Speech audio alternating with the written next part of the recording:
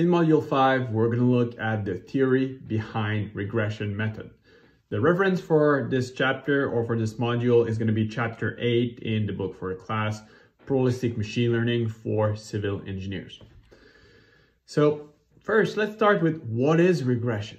Okay, let's look at a simple context. We have on the horizontal axis here the chlorine concentration in, for instance, drinking water. Okay, vertical axis is the concentration in pathogens in particle per million. Okay, and here each circle, you can see each dot is actually one observation, one data point we have available. And here the goal of a regression model will be to capture the underlying relationship that exists in the data set here, okay? To find a relationship that will link the concentration in chlorine in the water and the pathogens that we have in the water in particle per million, okay?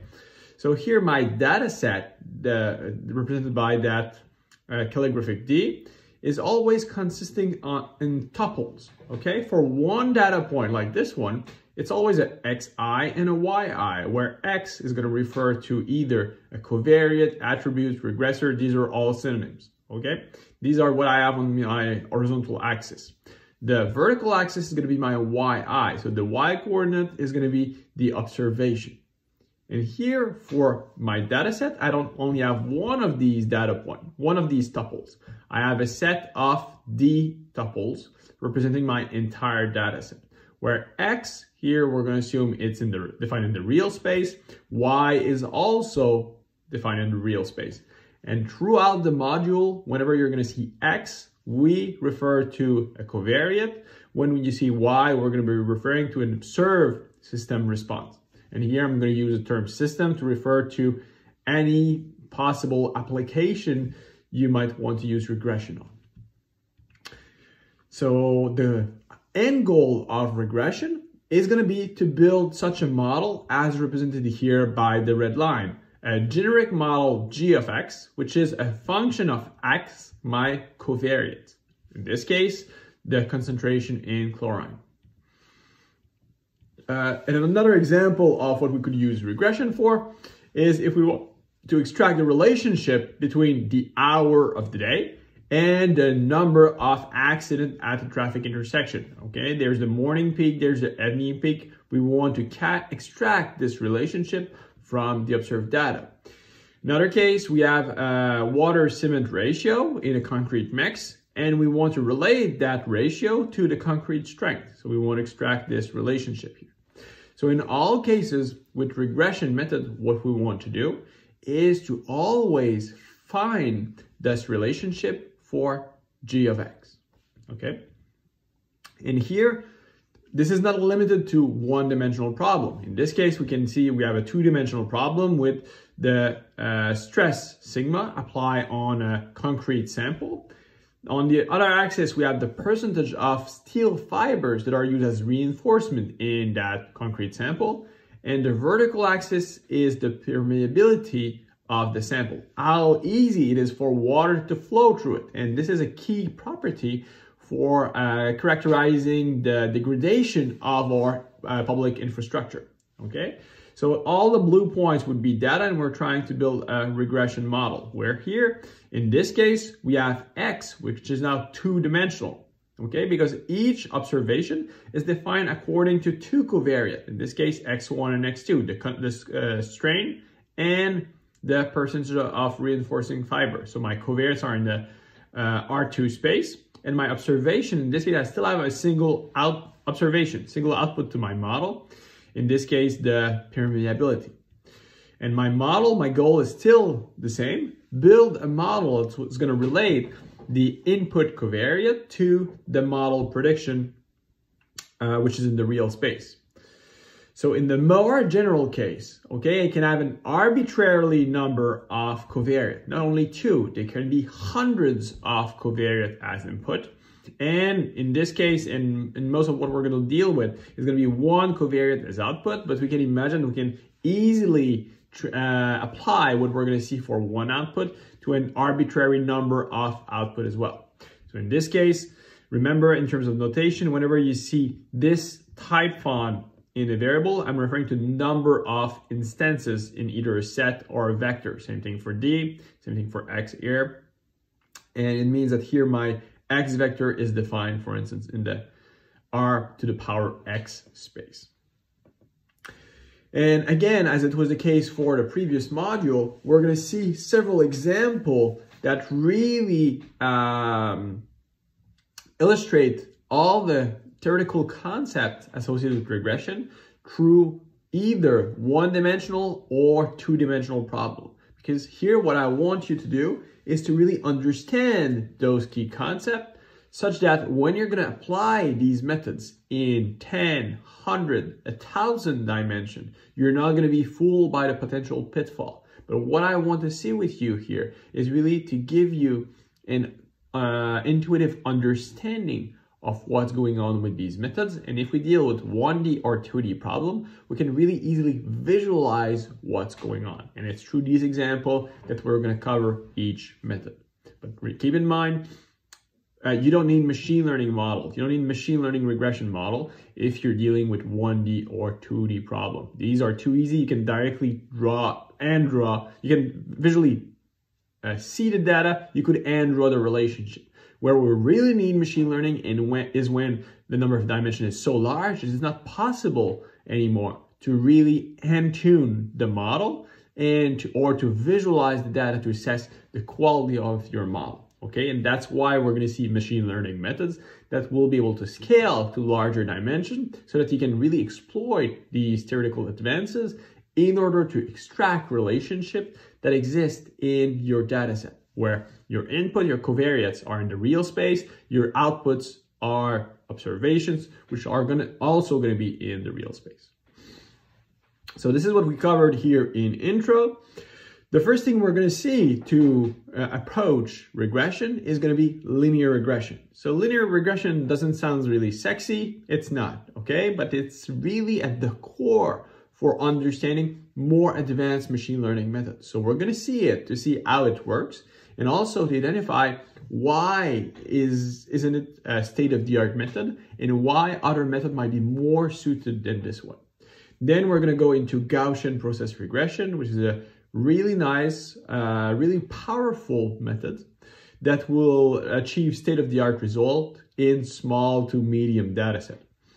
Then we're going to see a couple of examples of applications, some advanced general topics related to regression, and we're going to finish by looking at neural network, which really represent currently the state-of-the-art for very large data set. Okay, this is what's going to allow you to crunch very large database. So now we're at module 5. This is really our first module that covers proper machine learning material, where now we're starting with supervised learning. We call it supervised learning because we ask the system to extract a relationship from supervised training example, where you're going to say, this is my input covariate, this is my output observed system response. I want you to deduce what's the relationship between the X and the Y, such that the next time I provide you with the X covariate, you're going to be able to predict what should be the output. Okay, we call it supervised learning because we're providing to the system the labels for the covariate and the system responses. So let's start with linear regression. I'm going to start with a question. Think about it. Which one of those two examples, the one on the left or the one on the right, is linear regression? Okay, here, this is a trick because both are linear regression. When we talk about linear regression, we don't necessarily talk about linear relationships between my covariates X and my system response Y as illustrated here. When we talk about linear regression, it's more general than this. So we're going to see how come both of these examples are actually linear regression. So what we're going to look at is what is first the mathematical formulation to derive a linear regression model in a 1D case. Then we're going to see there are some issues that are core or that are really evident with linear regression. And we're going to see how can we address those limitations with cross-validation. This is a key method that is going to be used to compare and to select the formulation of our model. And this formulation for cross-validation is not unique to linear regression. It can be used across the board in all machine learning models. Then what we're going to see is how can we extend that 1D formulation to an arbitrary number of input covariate. And finally, we're going to review what are the limitations that prevent the linear regression methods to reach state-of-the-art performance. Okay, so in linear regression, even if I keep telling you that it's not state-of-the-art, it's really important to pay attention to what I'm going to present here, just because at the end, if you understand linear regression, it's going to be very easy to step to more advanced method, where if you skip and go directly to more advanced method, it might be harder to understand what's going on. So we're going to start with here linear regression, building on the one-dimensional formulation. So the framing of the problem is that we assume that we have an underlying reality represented here by that blue solid line. Okay, we assume that this reality somehow exists. And what we have access to is not that reality. It's noisy observation of the reality. So we would observe those points. Okay, we observe for some values of covariate, the system response, but we cannot exactly observe the system response because our observations of the reality are perturbed by an observation error. Okay, so my data set here is again my collection of data points where xi are my covariate and yi my observation. And g of x is my model, which is function of x. And here what I assume is that my g of x, if I would define it properly, it would be an exact representation of the reality, because my reality is an underlying deterministic function. Okay, there is no variability in the reality. The variability I observe in my observation is because y, my observations, can be described by this observation model, which is g of x, here my reality, plus v, a realization from an observation error, where v, that realization, is a realization from capital V, a random variable, which is normally distributed with zero mean and variance sigma v squared. Okay, this is associated with my observation process. And here we assume that for all our observation in our data set, all the observation errors are statistically independent from each other, or at least the process that generated those realizations are statistically independent. So that for any I different than j, vi and vj are statistically independent. So at any point in my domain, all my observations there are statistically independent. So let's look at the first very simple case where I assume that my regression model, g of x, is going to take the form b0 plus b1x. Okay, this is similar to a simple affine function, ax plus b, where in this case a is b1, so it's a slope of my model, and b0 is the origin of my slope. And we can represent this in a matrix, or in this case a vector format, by saying I'm going to group together my parameter b0 and b1 in a vector, and I'm going to multiply it by another vector, which is 1 and x, because here it's b0 times 1 plus b1 times x. And if I do my matrix multiplication on these two vectors, this is what I'm going to obtain, b0 times 1 plus b1 times x.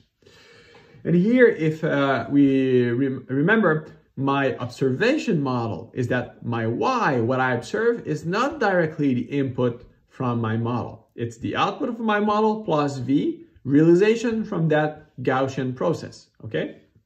So for my entire data set D, I can part my data into dy and dx, okay?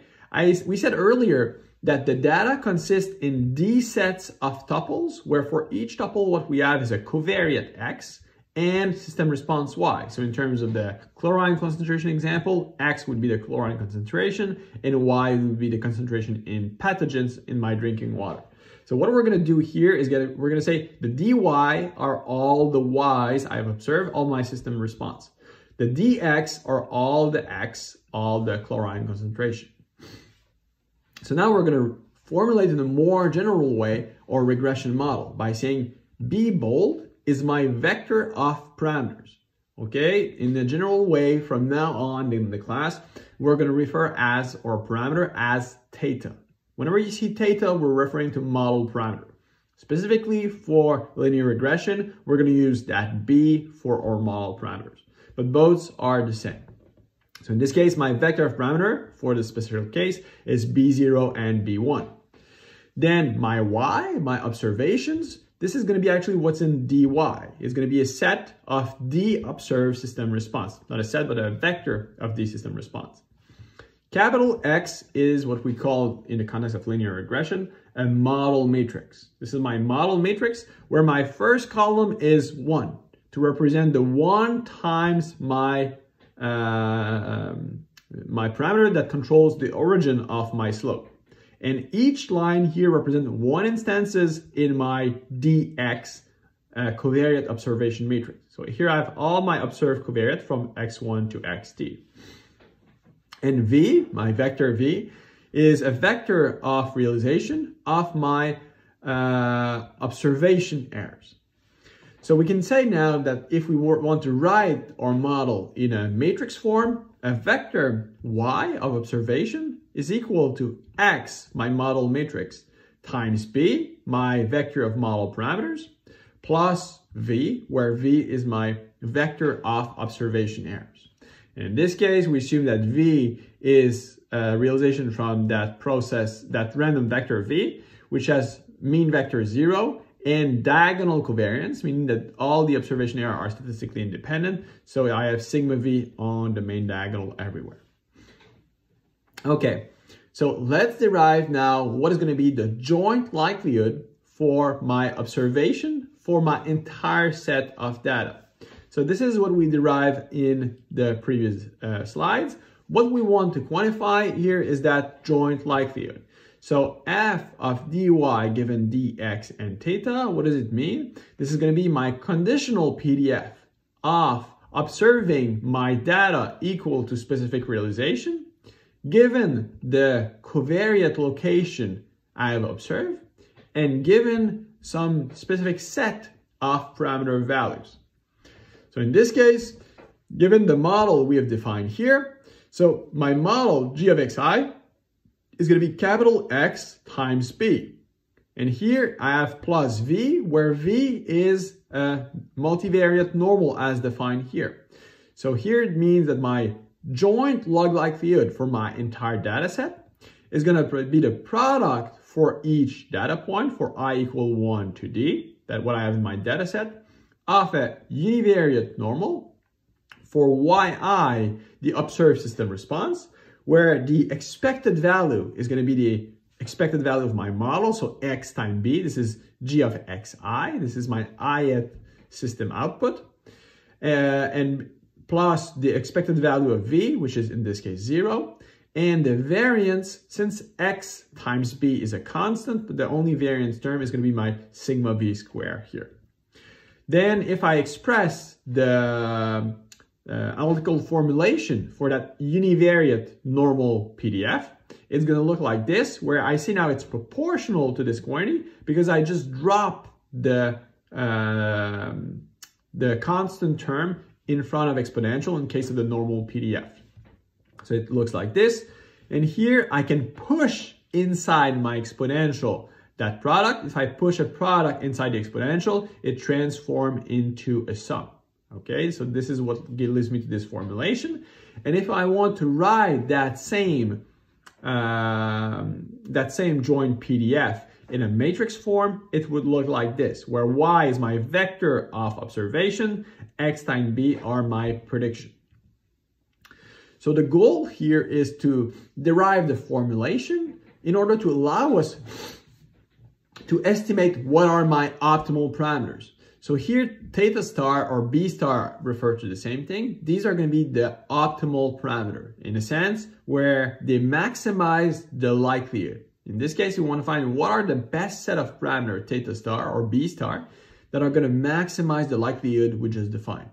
Or equivalently, we can say, as we've seen in module 4, maximizing the likelihood or maximizing the log likelihood would be the same thing. The parameter value that will maximize the likelihood is going to be the same as the log likelihood.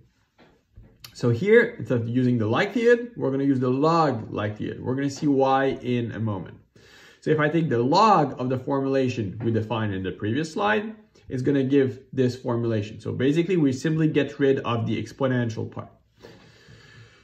And here we can say that it's proportional to this, because in this case, the sigma v is the same for each observation from the previous formulation we defined. So if sigma v is the same for all observation, we can take it out of the maximization here, because at the end, it's not going to change where are my optimal parameter value.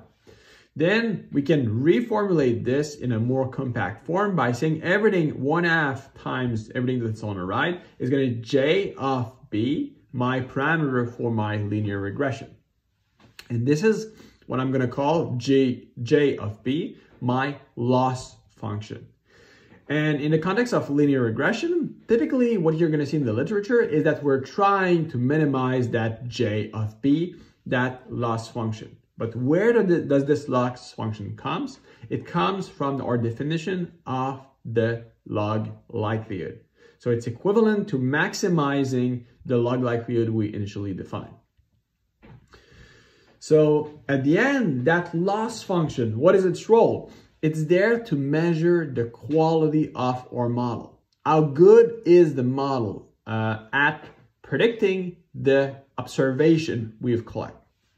So here, that loss function is equal to 1/2 times the sum of the differences of the observed value minus the predicted value by our model to the power 2. Okay, this is the sum of the square of the difference between predicted and observed value. So here our goal is to find the B star, my optimal model parameters, such that my B is the argument that minimize this loss function J of B. And we've seen in module 4 that the minimum or the maximum of a function corresponds to the location where the derivative of the function is equal to 0. So we're looking for that point or that location B star, such as my function, in this case J of B, the derivative is 0, it's flat. So we know that this is the location where I'm going to have my, in this case, my min. So I can say that if I take the derivative of this function, it's going to give me this formulation. And I know that this formulation must be 0 for B star to be a minimum. So in that case, the only thing I have to do, since this is a linear function, and I can directly isolate B star. So if I do this, my theta star, my vector of optimal parameters, or equivalently, my beta star, vector of optimal parameter, is equal to the inverse of the product of X transpose times X, my model matrices, times X transpose times Y, my vector of actual system, observed system responses.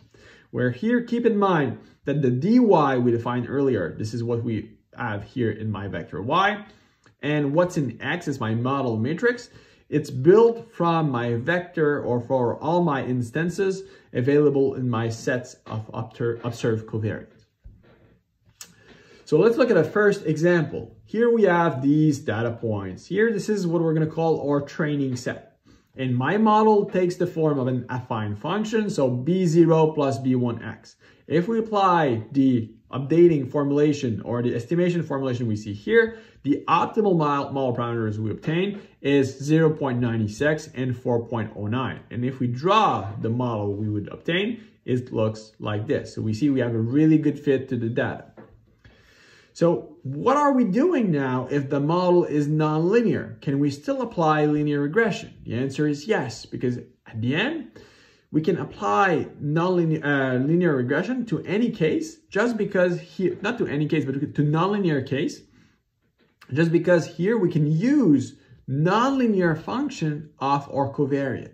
Okay, I can have B0 plus B1 times a nonlinear function, any nonlinear function of a covariate, b2 times another function, and I can sum as many of them in order to build the same form of model matrix x that I had before. So my g of x is still x times b, where phi j of x, my nonlinear function, can be anything. For instance, could be x squared, could be sine of x, etc. Okay? It can model any nonlinear function. So for the entire data set, b is going to be my vector of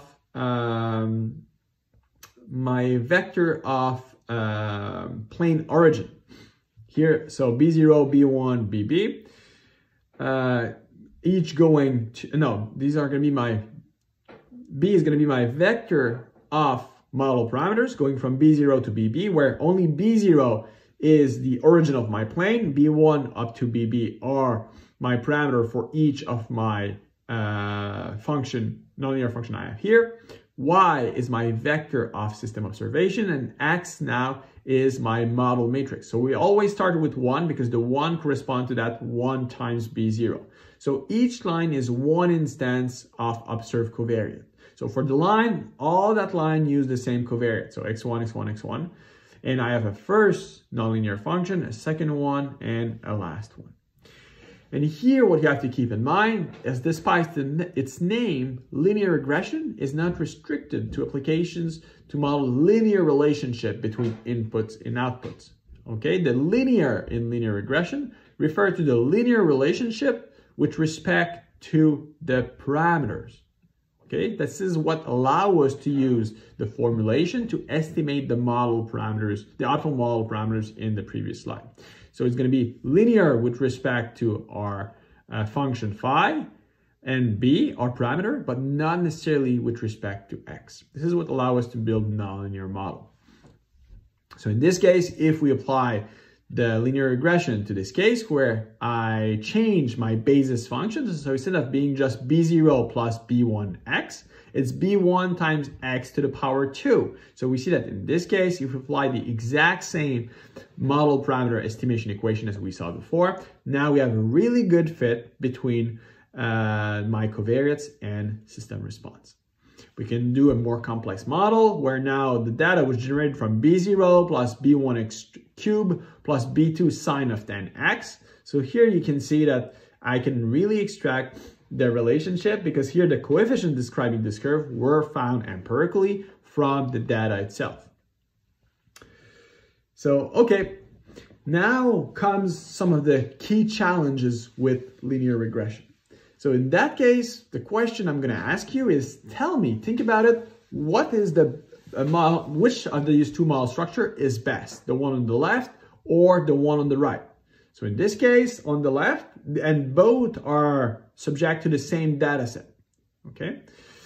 So g of x, my model here is b0 plus b1x, a simple affine function.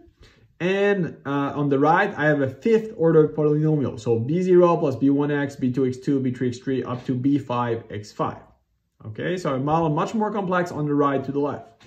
So here, if we just look at j, or loss function, keep in mind, we want to minimize our loss function because the loss function is the sum of the square of the difference between the model prediction and the observation. So it's like if we look at the vertical distance between my line and each point, and I do the sum of the square of these distances.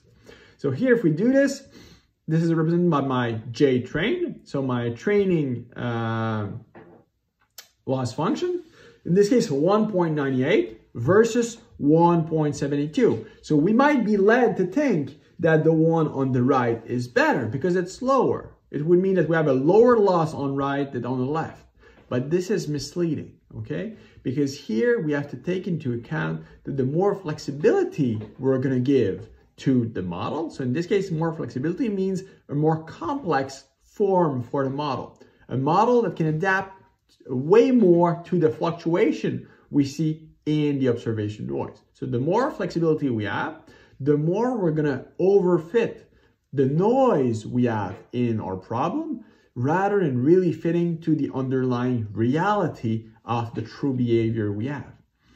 So here, the key message you need to remember is that linear regression is extremely sensitive to overfitting. Meaning, if you provide a model that is more complex than needed, you're going to fit the noise in the data rather to really truly fitting the underlying truth in your data set. And what is the problem with overfitting the noise? Is that right now, when you look at the model you train on your data set, it looks real good. It actually looks better than this model. Okay, the fit is much closer. However, what we're going to realize is that when we try to evaluate the performance for new points that were not used to train the model, the performance is going to really degrade. Okay, that we're going to say that the model doesn't generalize for data it has not trained for. And at the end, the final goal of a regression model is to be used to predict outcomes for new data that were never seen. Okay, this is really what's the goal. And if your model overfit, it won't be able to achieve successfully this goal. So one key method to prevent overfitting and to select which model structure is going to be the most appropriate to model my data is going to be cross-validation. And cross-validation is not going to be limited to linear regression. It can be used across the board for most of the machine learning methods. And the goal is to prevent overfitting using cross-validation. The key concept behind cross-validation is not to employ the same data to train the model and to evaluate its performance using the loss function. So we're going to keep a part of the data set aside in order to, that will never be used to train the model parameters, to train the model, in order to just evaluate its performance on an independent set of data that can really quantify the real performance at predicting unobserved data. And in its most common form, what we're going to use is what we call an n-fold cross-validation. So the principle is to split your data set into n subset that we're going to call fold. And what we're going to do is that each of these folds are going to be used one at a time in order to evaluate the prediction performance. So visually, it looks like this. I have my entire data set that looks like this.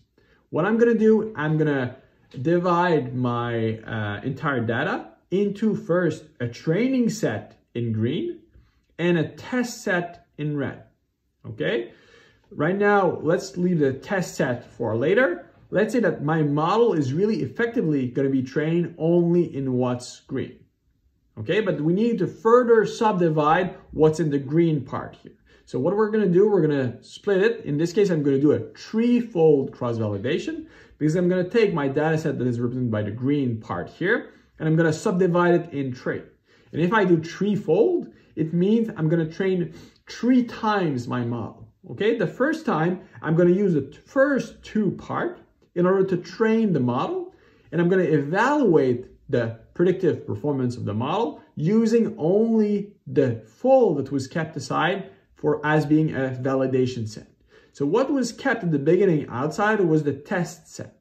What is in green here is my training set, and what's in blue is my validation set. And over each fold of cross-validation, what I do is I change which of my fold is used for training and which of my fold is used for validating the performance on independent data.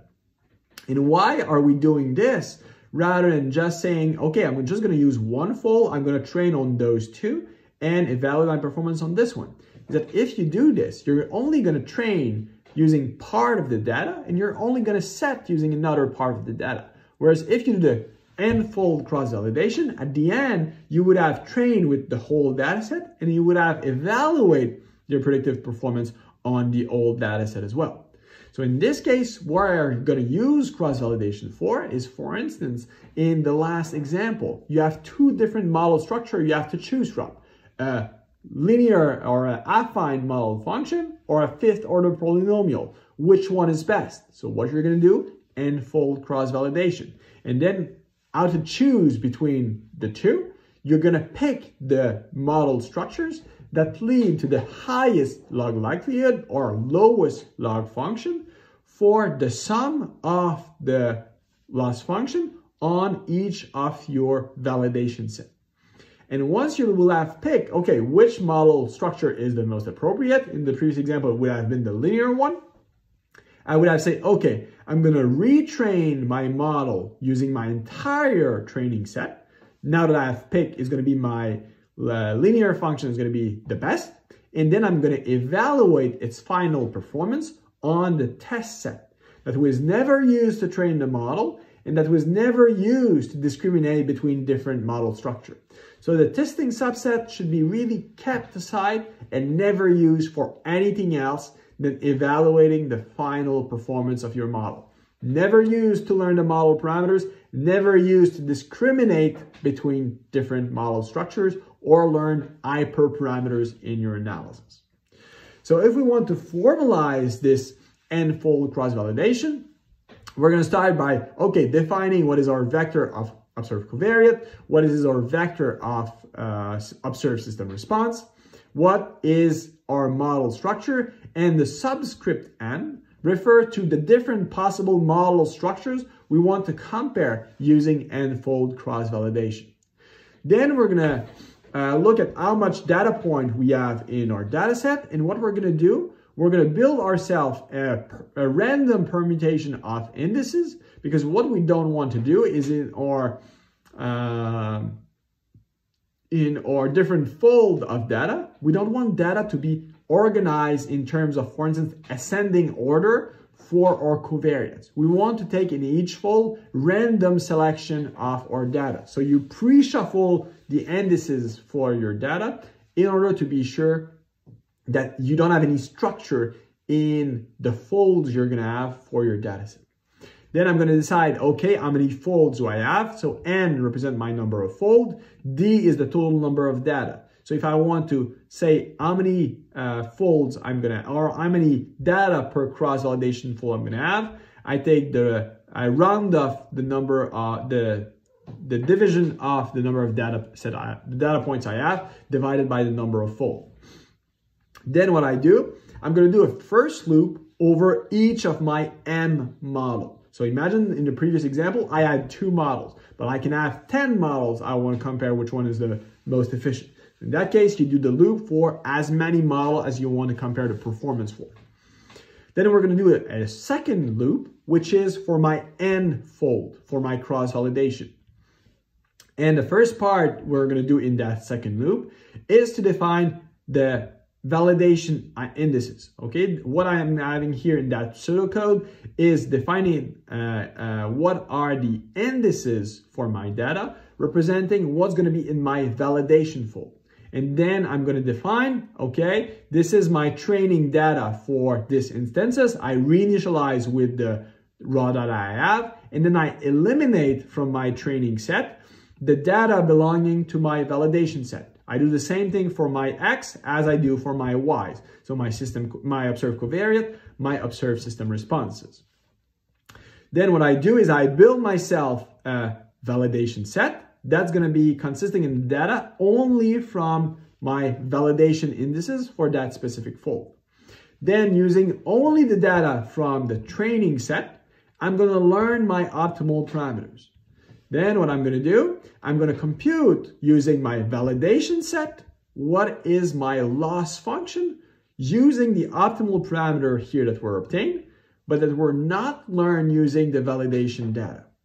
Then what I'm going to do when I finish this loop, I will compute a loss function for each of my ith fold of cross-validation.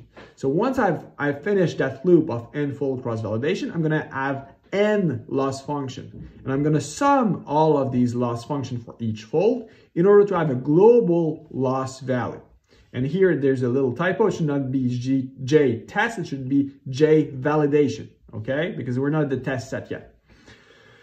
So what we're going to do, so here is JVal. This should be JVal as well. So what we're going to do once we finish the fold, here we calculate a lost value for each of my model. When I finish that loop, I'm going to select the optimal model. So the one that's going to minimize here my validation loss function. And when I'm done, I've selected my optimal model structure. I recalculate my optimal model parameter using the entire training set. Okay, I'm going to merge the training and the validation set to make one big training set. I'm going to learn my optimal parameter for my optimal model. And then if I want to quantify the performance as predicting, I do this using a test set, an independent test set, which wouldn't be included here. And neither the data used to train or to validate the model. So let's look at that cross-validation in application for our simple example where we want to decide for the same data set presented here, should I select the model on the left or the model on the right? So my linear model or that fifth order polynomial. So in this case, what I have, here I realize my figures are mixed up. But in this case, on the left, what we have is the training loss function is 0.43 versus on the right, so the right is on the other figure, is 0.11. Okay, the figure, my animation is wrong. So this, in this case, the training data is the blue point and the validation data are the pink crosses. Okay, so on the left, the training data, the training loss is 0.43, and in this case, it's 0.11. So in this case, this model would be much better on the training data because as you can see here, it really fits well all the training points. However, if we look here, what is my validation loss? It's 1.56 versus here, it's 15.47. So we have a really, really good performance while training, but while evaluating the performance with the pink crosses, the performance is extremely poor, okay? Same thing for the second fold. So second fold here, now what were the pink cross becomes the blue circle and the blue circle become the pink cross. Now my performance is 1.53 on the training, 0.46 on the validation, whereas here, 0.7 on the training, and again, a big degradation performance, 5.42 in the validation. So now the final result is that if I look at the sum of my two, because here I'm using two-fold cross-validation, this is really trivial, but if I sum the loss on my training set and validation, my training set and validation set for my linear function. So for the training set, the sum of my two loss function or my two loss result, 1.87 versus 0.81. So we might be led to think by looking just at the training data loss function that this model is better. But however, when we compare the loss function for data that we've never seen, 2.02 for the validation loss versus 20 for this one. So we see that the performance here for unobserved data is catastrophic for our fifth order polynomial versus it's much better. It's very similar from the training and the validation set, almost the same thing. So in this case, that would lead us to say, okay, even if this one leads to better result on the training, I want to stick with the simpler model because it's going to offer a better generalization on unseen data. So this is how you would select model complexity. So here, I've told you about n-fold cross-validation. In the last example, we've used two-fold cross-validation. In practice, how many folds should you be using? You should be using 2, 5, hundreds. What you have to keep in mind is that the greater the number of folds you're going to be using, the more accurate your results are going to be. Why? Because the more folds you're going to have, the greater is going to be your training set with respect to your validation set. So the more data you use in training, the more accurate are going to be your estimate for your model parameters.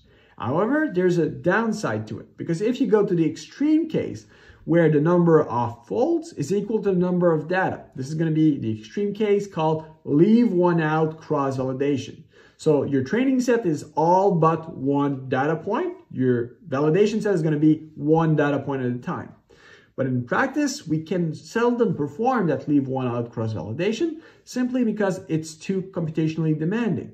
Because if you have n-fold cross-validation, it requires training the model n times. So if you have as many folds as the number of data points, if the number of data points is large, it can put some unbearable burden on the computational demand for training the model.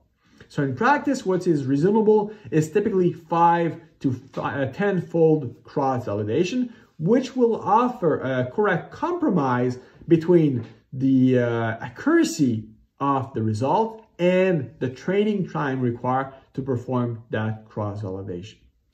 Now let's see, how can we extend the formulation we've seen for linear regression to more than one dimension?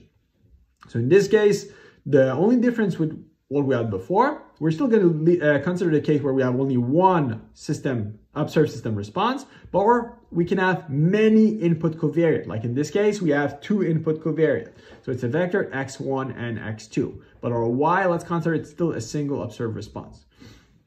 So now the only difference is that our linear model is going to take as input a vector of covariate and is going to give as output still a single output also defined in the real space.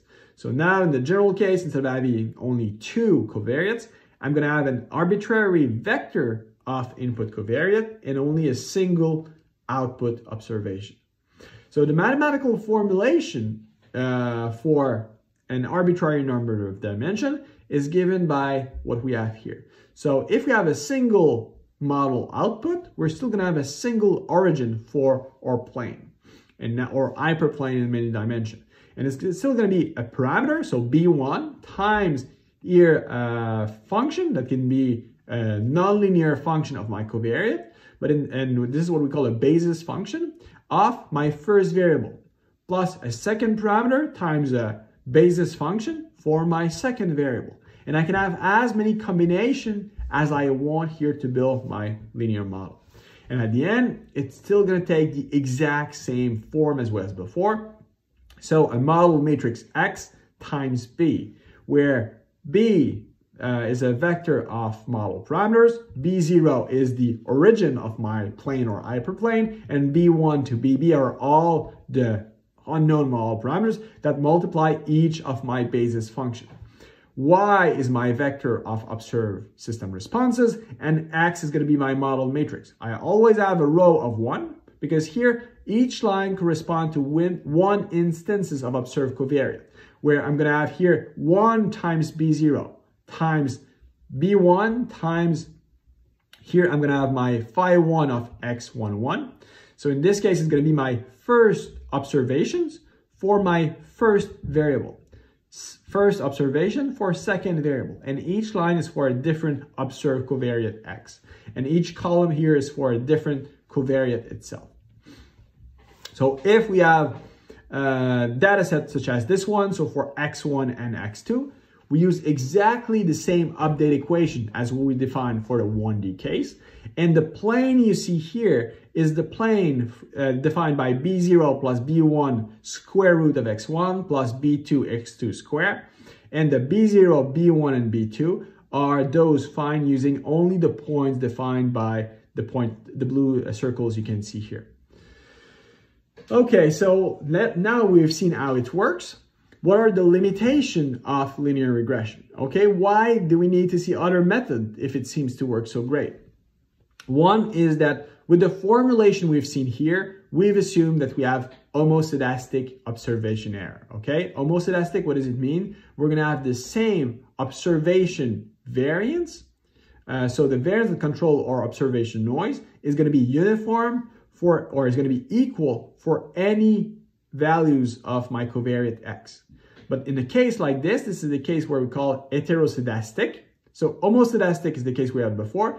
Heteroscedastic is a case as represented here, where you see that the variability in my observation varies as a function of my X value. For a low value of X, it's small. For a large value of X, it's large, okay? But it doesn't have to be just structured like this. It could be structured in any way. But the only thing to be heteroscedastic is that the variability is not constant across my domain of covariate. So the formulation we've seen is not suited for this heteroscedastic case. We could develop more advanced formulation, but the one we've seen together, it's not suited for a case like this. So if you have something like this, cannot use what we developed together. A second one is that linear regression is going to be extremely sensitive to outliers. For this case, here's my outlier on the bottom right corner, okay? Here what you see, is that with this point, is going to strongly influence the quality of my model. So only one data point, which is going to be far off from the other data, is going to strongly skew my entire model. So linear regression, because of the sum of the square of the difference between predicted and observed response, that square make it really sensitive to outlier, as in this case. And finally, as it's not an intrinsically probabilistic method, it's not going to provide as output some confidence interval about how good your model is.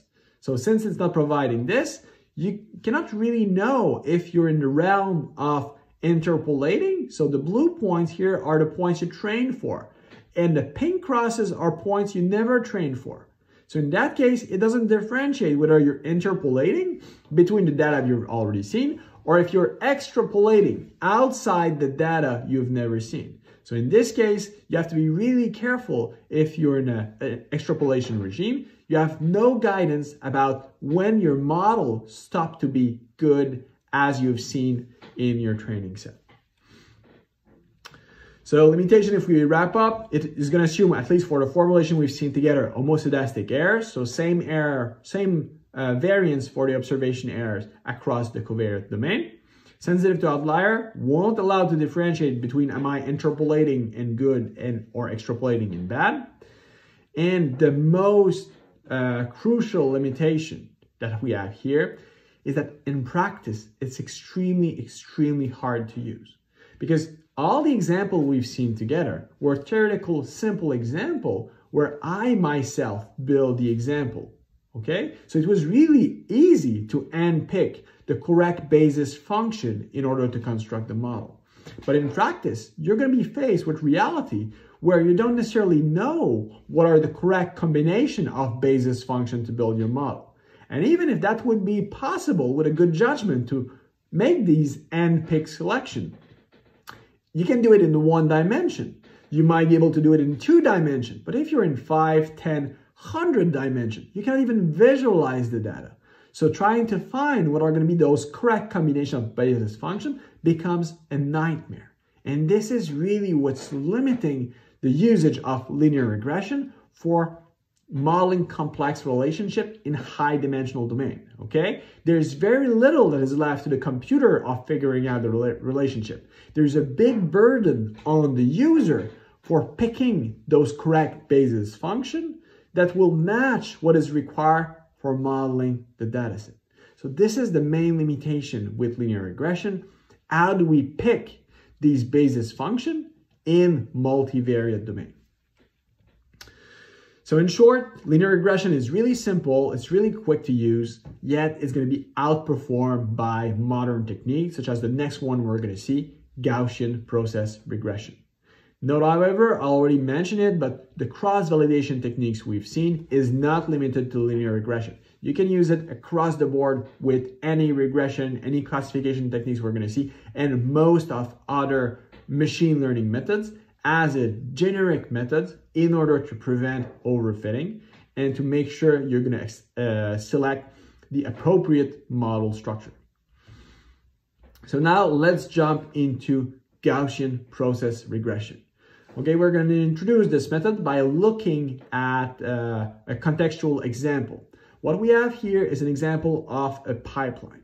Okay, let's simplify kind of this pipeline by this one-dimensional representation, where on the left we have my coordinate x equals 0 kilometer, on the right x equal 100 kilometer. And what I want to do here is to model what is the actual temperature of the pipeline along its longitudinal position.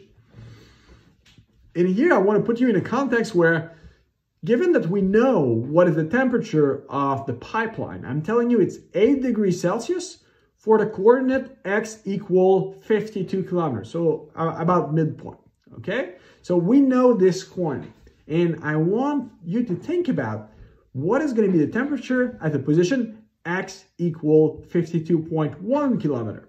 So just 100 meters apart, okay? So you can assume that if I'm at a current location and I know that the temperature here is 8 degrees Celsius, 100 meters from here, it's most likely going to be very, very close to 8 degrees Celsius. Okay, so that's pretty straightforward.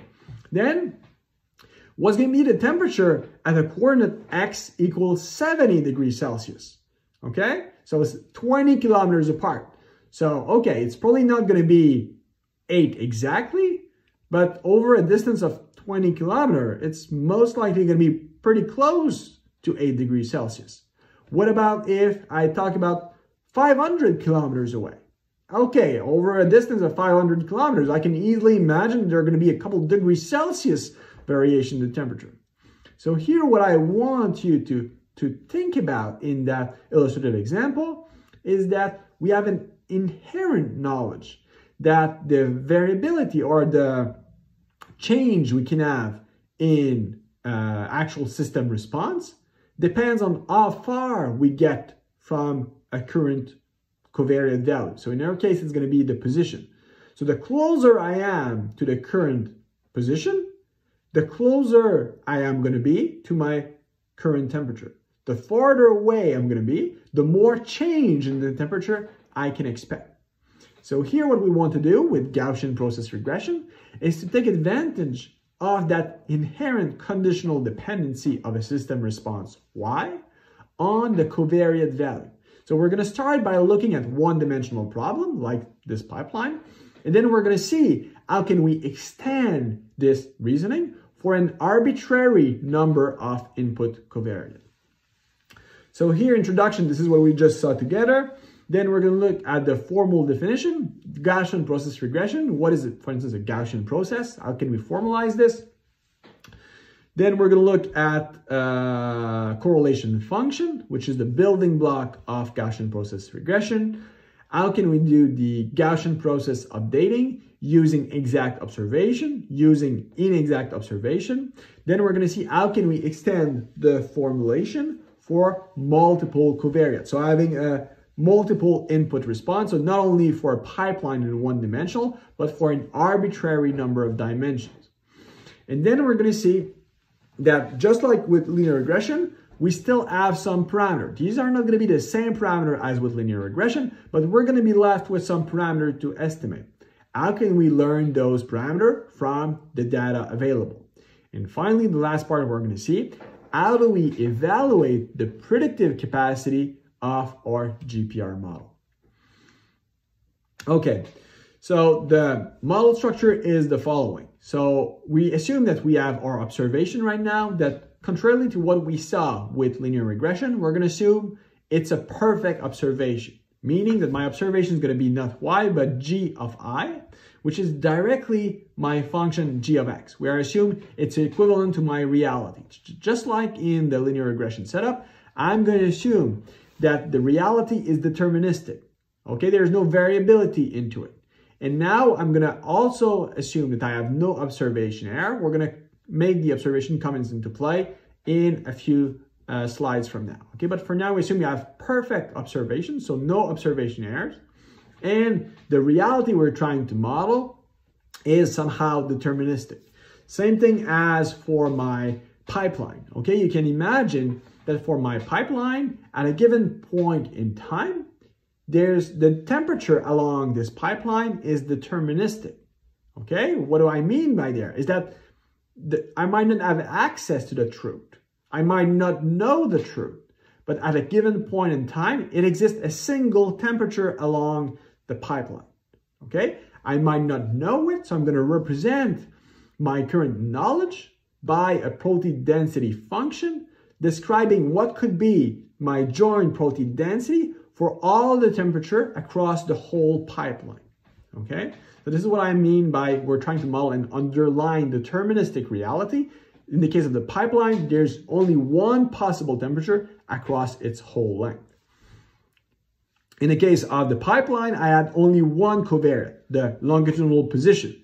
In a marginal context, I could have a vector of input covariate that has an arbitrary number of dimensions.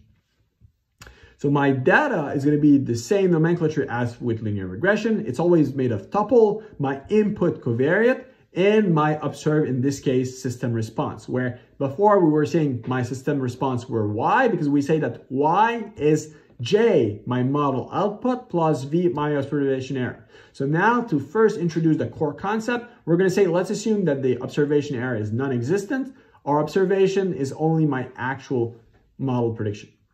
And I have D of those tuples of observed covariate and system responses.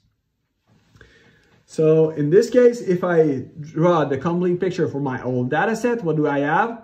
A set of G system responses and a set of D system responses and a matrix made of D column vector, which each represent a vector of observed covariance.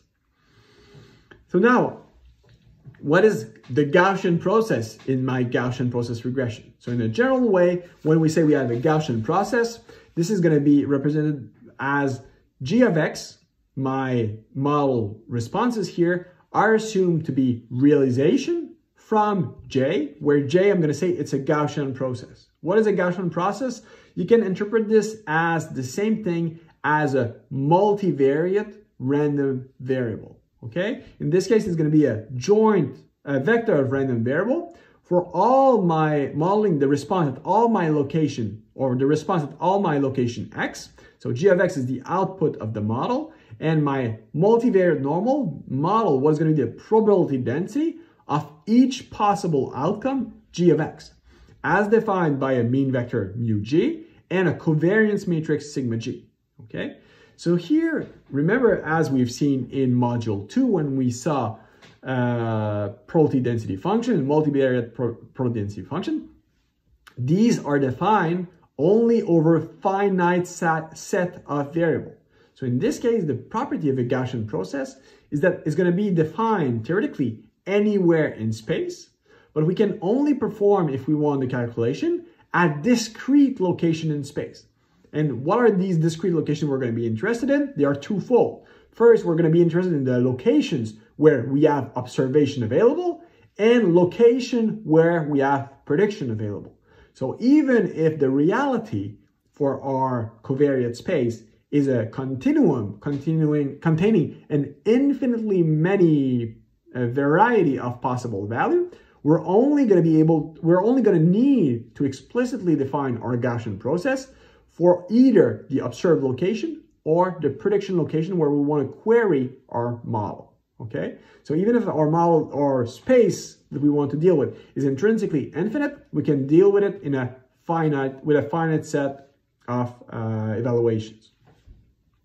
So here, the Gaussian process is going to be described by a set of discrete random variable for which the pairwise correlation or the pairwise covariance between Gi and Jj is a function of the distance between their associate covariate x. Okay, so here in this case, in my covariance matrix sigma j, which represent the covariance of my stochastic process, in this case my Gaussian process, any term ij in that matrix, so I, remember, it represents the rows and j is the column. So for any combination of row and column, the value I'm going to have in that covariance matrix, it's always the same thing for a covariance. It's correlation times the standard deviation for my first variable times standard deviation for my other variables. In this case, my correlation is going to be a generic function of the xi and xj. Okay, my two covariate for xi and xj corresponding to that location, times the standard deviation for my ith variable and the standard deviation representing the possible variability in my system response for my jth response. And at the end, that function of xi, xj, my correlation function, is going to be a function that model what is going to be the value of my correlation coefficient as a function of the absolute value of the distance between my covariate. Okay, so let's look more into detail at these principles through that same pipeline example we saw in the introduction. So we have our pipeline, which is 100 kilometers long. And the first step is going to be to describe what is our prior knowledge of what could be the temperature along this 100 kilometer. Okay, so here we're going to assume that the expected value at any location from the position x0 to x100 is the same. Okay, So it's going to be 0 degrees Celsius. This is going to be my prior knowledge. Then I'm going to say, okay, but even if my prior knowledge for the expected value is 0 degrees Celsius, I know that it's not going to be 0.0 degrees Celsius across a distance of 100 kilometers. I expect there's going to be some variability, okay? And the variability, or the standard deviation I expect to describe the possible variability across my distance, is going to be 2.5 degrees Celsius, okay? I allow some deviation from that 0 degrees Celsius. If we represent graphically that prior knowledge, it would look like this. So the horizontal axis here is my position from x equals 0 to x equals 100 kilometers. And on the vertical axis, what I have is J, is my system response. So here, the red, the dashed line would be the expected value. The pink area would represent my confidence interval, okay? My expected value plus and minus 2 standard deviation, 2 times my 2.5 degrees Celsius. But this really only encapsulate or really represent my marginal knowledge. So at any point from x equals 0 to 100, what would be my knowledge for the marginal probability or marginal confidence interval for each data location? But now I need, in addition to this, define what we're going to call a correlation function. So here my correlation function, it's a function rho of xi, xj that represent what's going to be my correlation coefficient as a function of xi, xj. So in the case of the pipeline, the distance between 2 coordinates at 2 different points. Here we're going to use what we call either a Gaussian correlation function or a square exponential correlation function. It's going to be exponential of -1/2. The distance between xi and xj to the power 2 divided by L squared, where L is going to be my correlation length. This is the parameter that's going to control how much my correlation decreases as the absolute distance between my 2 points increases. So visually, it looks like this. So I have on the horizontal axis my values for the distance between xi and xj. And we say that when this distance is 0, my correlation is 1. Okay, meaning that 2 points that are coincident, the response is always going to be perfectly correlated.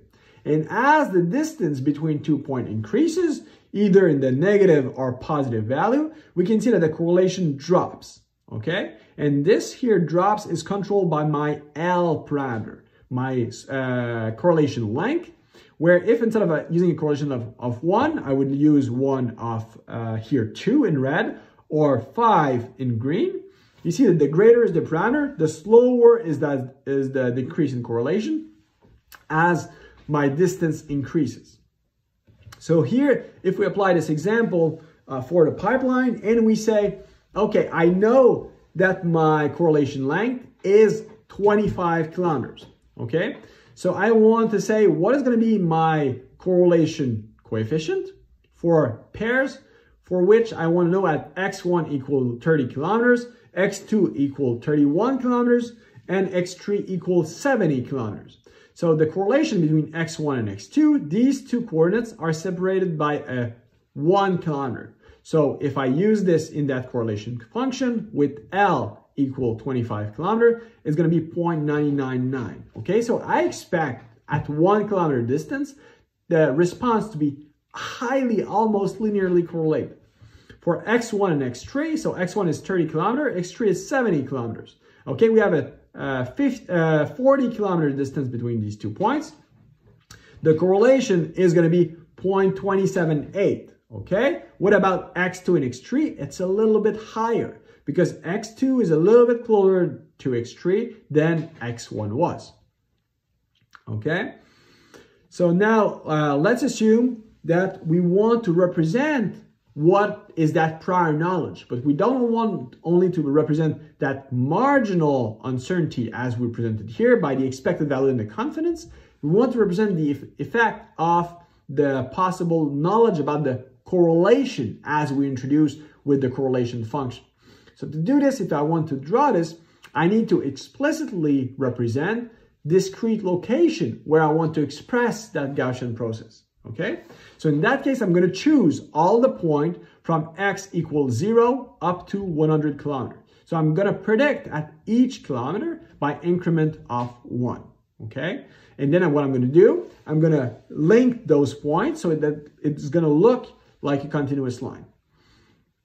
So if I want to represent that knowledge, what I'm going to do, I'm going to build this vector, that vector of random variable, which contains 101 variable, one for each possible x I want to predict at. I'm going to build my mean vector. It's going to be a vector of 101 by 1 vector, which all contains 0 because this was my prior knowledge for expected value. And my covariance is going to be built by my correlation function, which calculates my correlation as a function of any possible pair of distances in that vector of 101 component.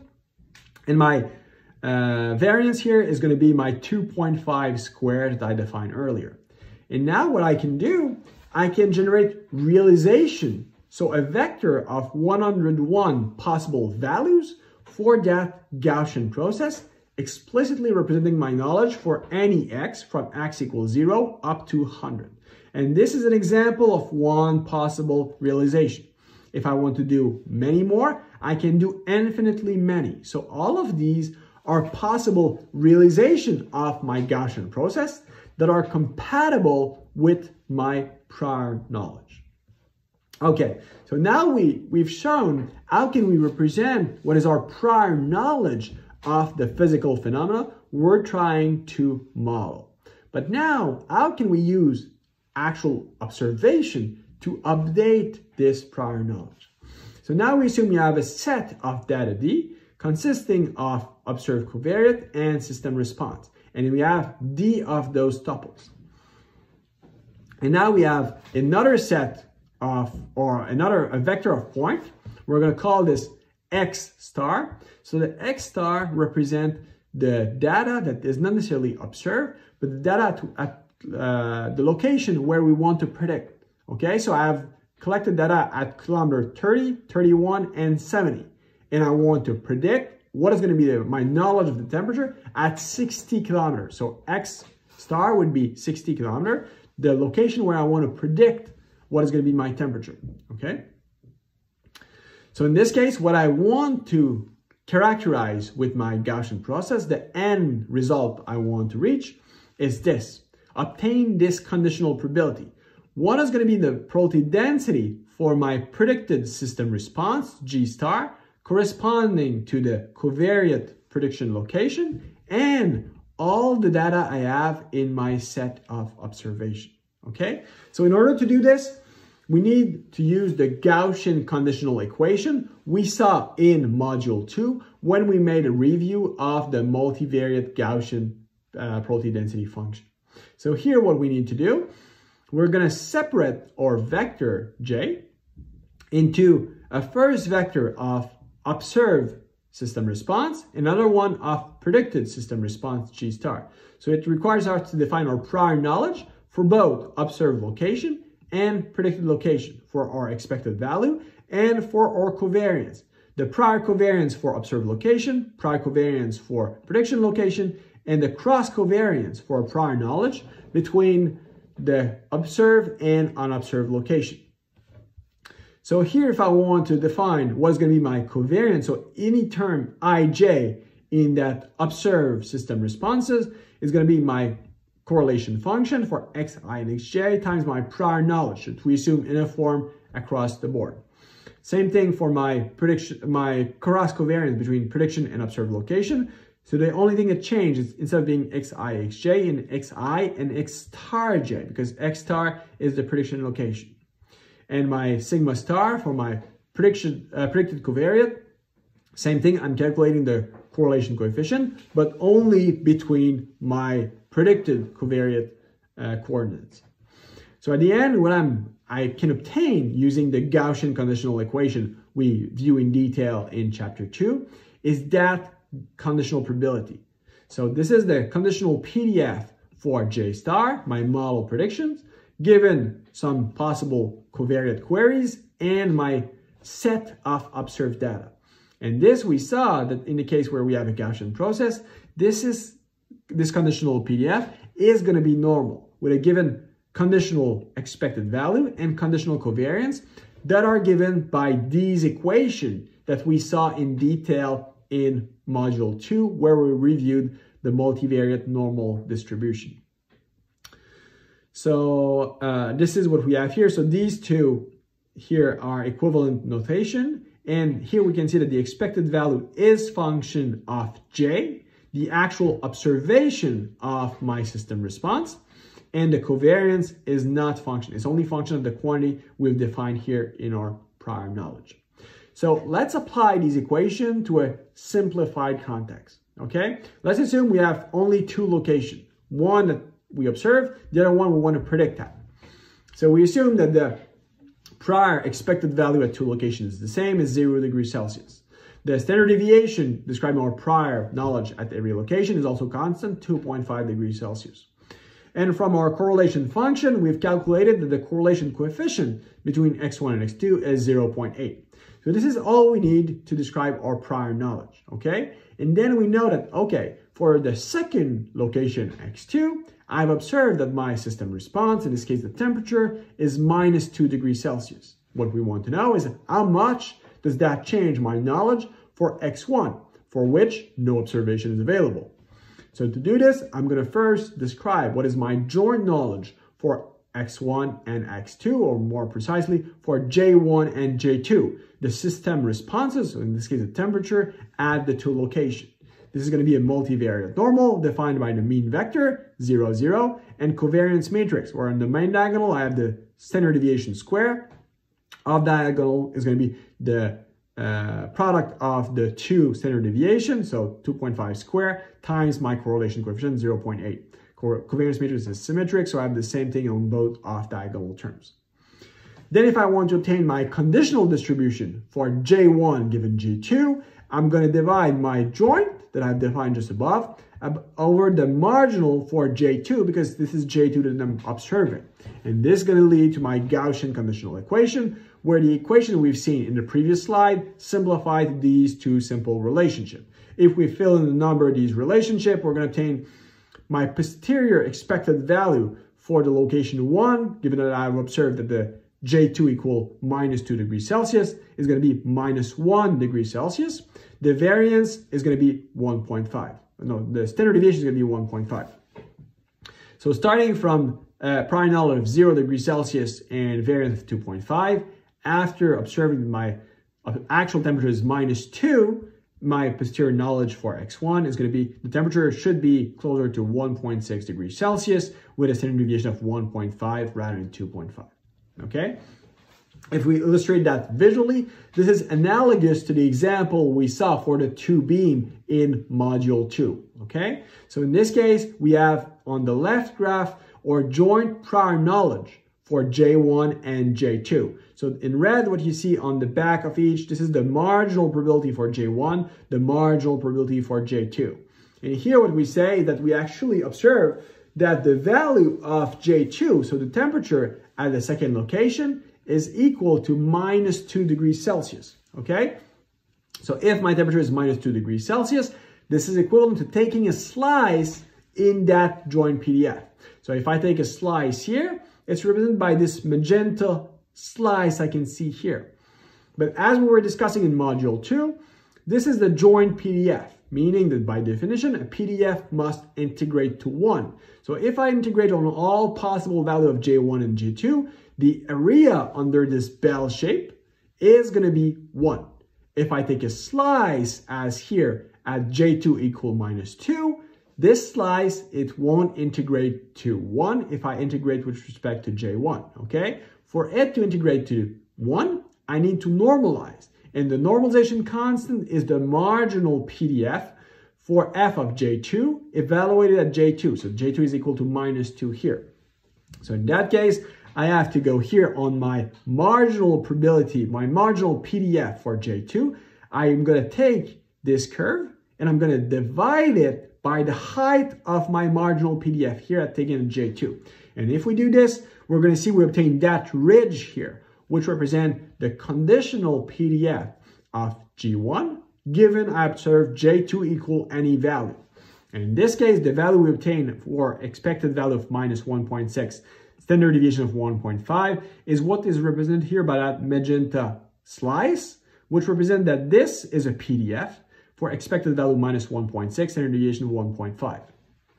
And as we saw earlier, here the actual observation Y2 is going to influence my expected value, but not the standard deviation. That's why this looks like a ridge, meaning that depending on what the observed value J2 is going to change the expected value, but not the variance. That's why this looks like a ridge, okay? So what you have to see if you understand this example is that Gaussian process regression is really simply an extension of this problem. So in this problem, I told you that rho x1 is 2 is 0.8, okay? In practice, it's not going to be given. You're going to calculate this using the correlation function. But otherwise, exactly the same mechanics, exactly the same way of solving as we've seen in this simple problem. So let's look together at what if we apply this to that pipeline example. So here we have only our prior knowledge for now, for x equals 0 up to 100 kilometers, okay? And my data set right now is empty. So the only representation I have is my prior knowledge. And here you can see, as we've looked at together before, we can generate realization from our prior knowledge, okay? So here I have some realization. And now I'm going to see how does that my prior knowledge change as I collect more observation.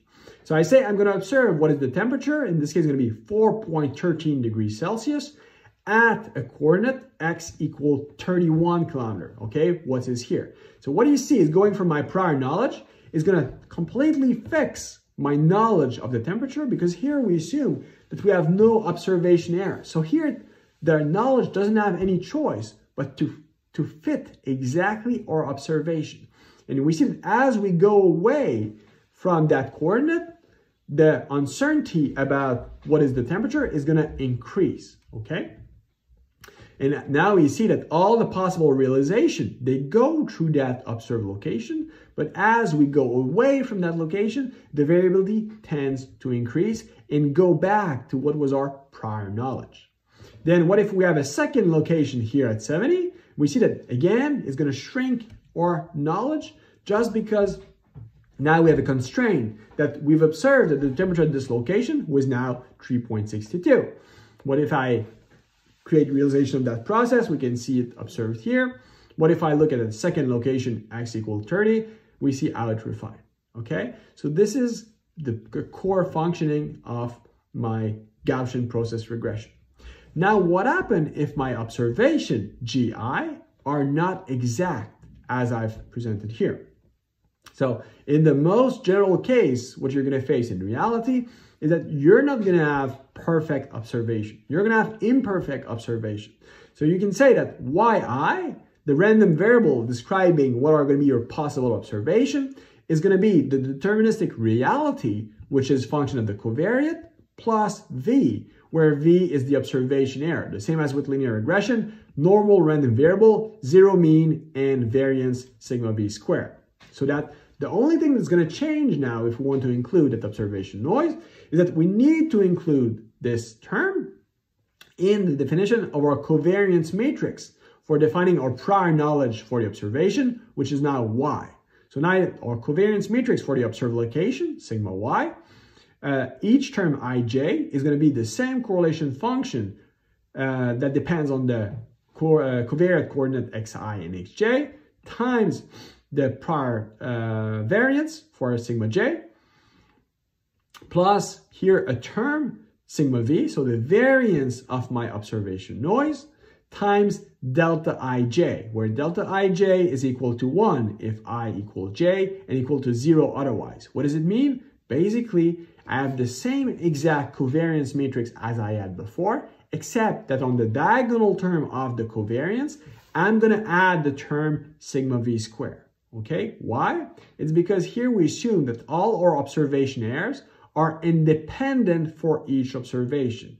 So an independent covariance is going to be a diagonal covariance matrix. So I'm going to sum the covariance matrix I had before for J plus the covariance matrix I have for V, which is diagonal. So that's why we're only adding a non-zero sigma V term on the main diagonal of my covariance matrix. So otherwise, my problem is exactly the same. Now I have J star, my prediction location, Y, my observed location. Prior expected value for the observed location, prior expected value for prediction location. This is my covariance matrix, observed location, prediction location, cross covariance between observed and predicted location. So what I want to get as end result is the same as before. I want my conditional PDF, which is going to be a multivariate normal, defined for all my possible predicted value, defined by my posterior expected vector, posterior covariance matrix. So in this case, the formulation for my posterior expected vector and covariance matrix are exactly the same as before. The only thing is that changed is instead of using sigma G, I'm using now sigma Y, okay? So now we have the same problem as before for our pipeline. This was my prior knowledge, where I assume that my standard deviation for my error process is 0.5, and now I have my empty set. If I have a first observation at x equals 31 kilometer, contrarily to what we had before, where we were exactly matching the observed value 3.42 here, now we don't exactly match the observed value. Why? Because I know now that my observations are not perfect, okay? So I know that even at this location, my knowledge is not perfect. It's a combination of the uncertainty of my observation as well as my prior knowledge. If I have a second observation here, this second doesn't go neither to a perfection. If I add observation, it's going to shrink a little bit my confidence interval. So this is how in a general way we can use Gaussian process regression. And now we can extend the same formulation, the same intuitive understanding we've built together in order to generalize this to an arbitrary number of covariates. So in that case, our observation yi is going to be g of xi, or reality, plus vi, a realization for an observation error, where xi is my vector of x covariate. And we have this vector for each of my d vectorial observations. Okay, so y is going to be my vector of observed system response. We assume that here we're modeling a system that has a vector of input covariate and an arbitrary number of a vector of input covariate, but only one output system response. Okay, and here if we have x input covariate, here we're going to have as many correlation length in order to define our covariance function, where our multivariate covariance function now is going to be described by a multivariate kernel function. So the kernel function is, for instance, the square exponential function as we see here, where for each of the kth dimension, I'm going to have its own parameter to describe how much variability we expect to have with respect to each dimension. And we can represent this multivariate correlation function in a matrix format such as this one. So there's a really interesting property with this multivariate correlation function is that it can automatically identify which covariate are relevant for predicting system response and which one are not. And how does it work? Basically, when you're going to estimate what are the best correlation line parameter that explain your observed data, if you find that the value of the correlation length for the kth input covariate is much greater than the standard deviation of your input covariate you have in your set of observed value.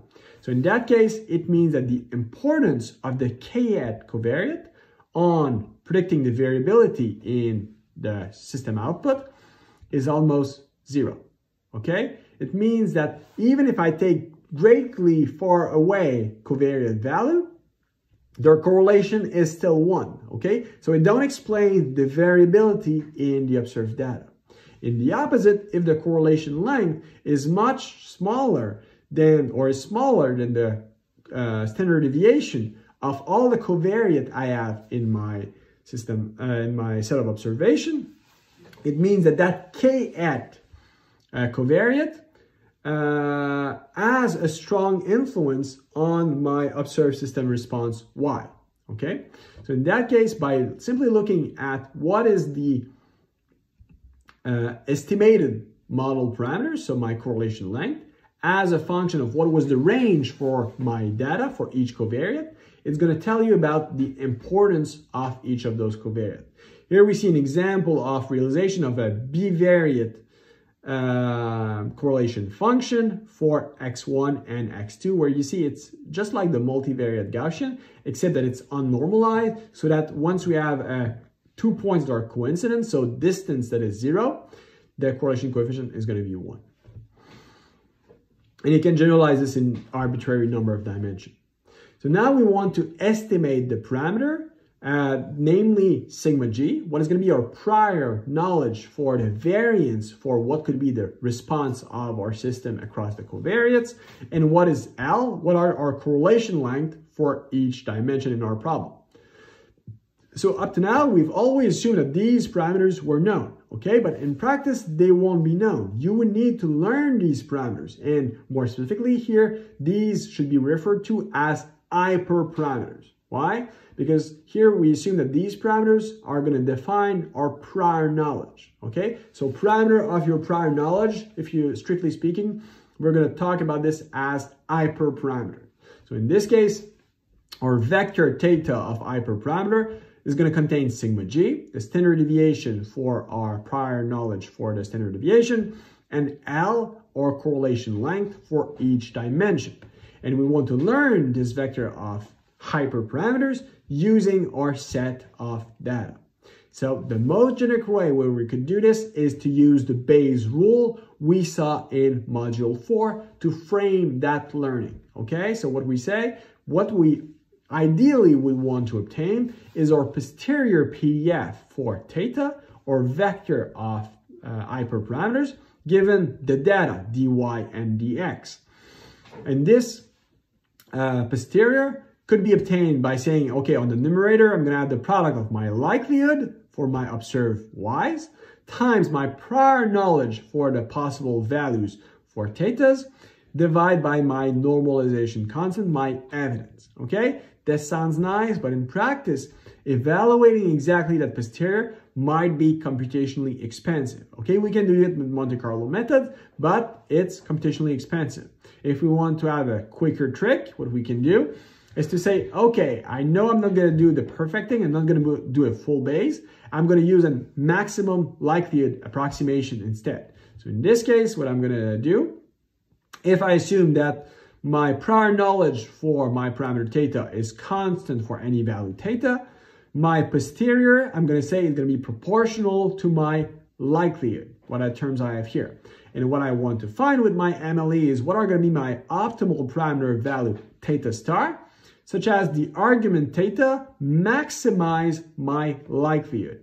Where here, my likelihood is defined like a multivariate normal, defining the probability density for all my instances observed system responses, which is parameterized by the mean vector defined by mu I and the covariance defined by sigma I. And mu y and sigma y were already defined before from our prior knowledge, okay? So here we want to know from our prior knowledge how good it is at predicting our observed system response, okay? But here, where's the dependency between thetas and these quantities? Actually, it's because in this case, my sigma j and my correlation length is intrinsically, or in this case, implicitly involved in the determination of sigma y, my covariance matrix, okay?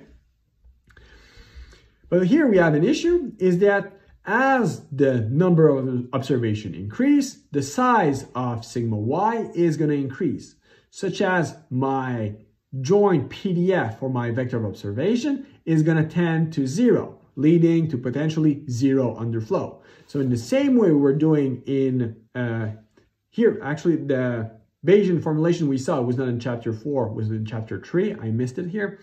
So as we saw in chapter 4, when we saw optimization, we saw that if we want to find the optimal parameter value using an optimization approach, maximizing the likelihood or maximizing the log likelihood would lead to exactly the same optimal value, okay? So in this case, we're gonna solve this problem of 0 underflow by finding the parameter theta that maximizes the log likelihood rather than the likelihood, okay? And both coordinates theta will correspond to in one or the other because the log is a monotonically increasing function.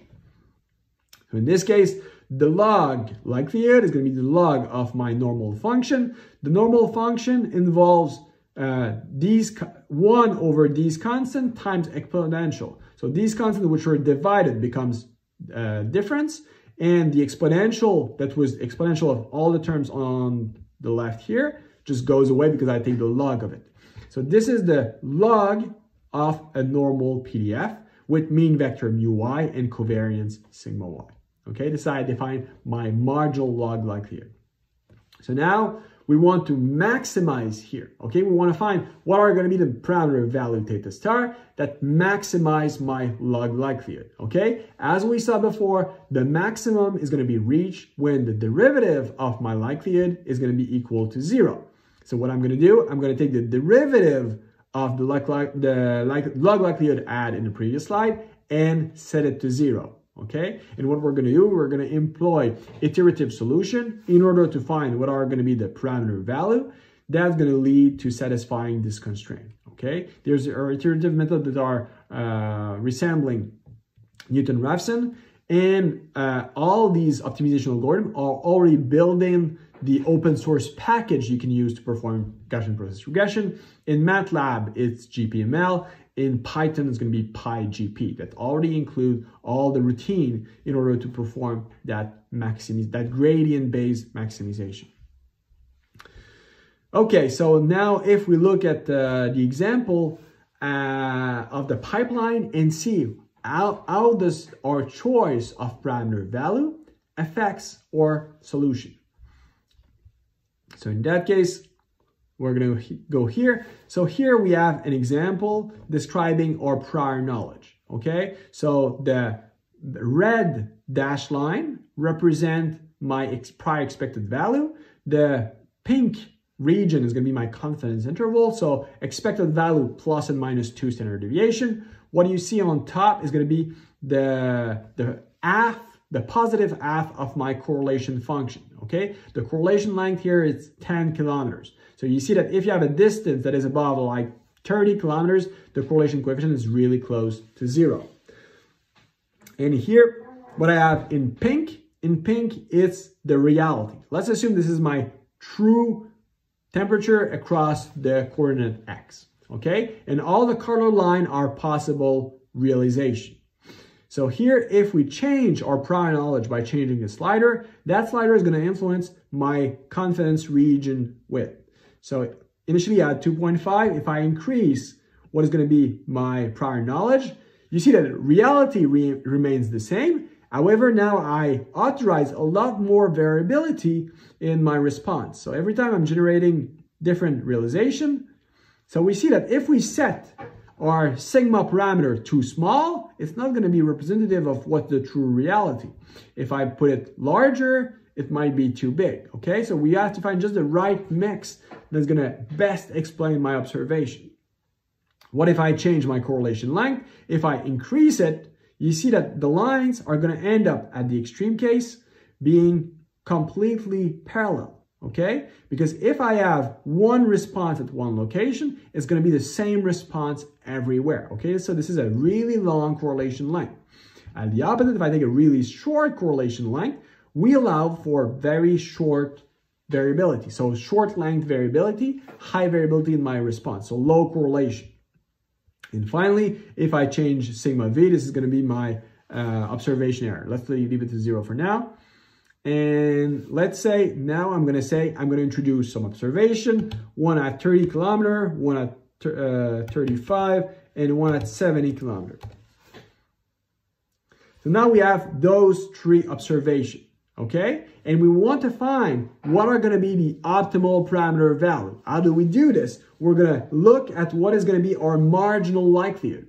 So in this case, my marginal likelihood, minus 6.63. If I change sigma f, so if I put it larger, we see that our log likelihood gets smaller than the negative value, so it gets worse. I get lower log likelihood. If I put it really small, it's going to be like this is going to be bad as well, okay? So we find the point where it leads to the best result. So in practice, you're not going to be the one playing with slider like this. It's going to be the optimization algorithm that is going to do this job.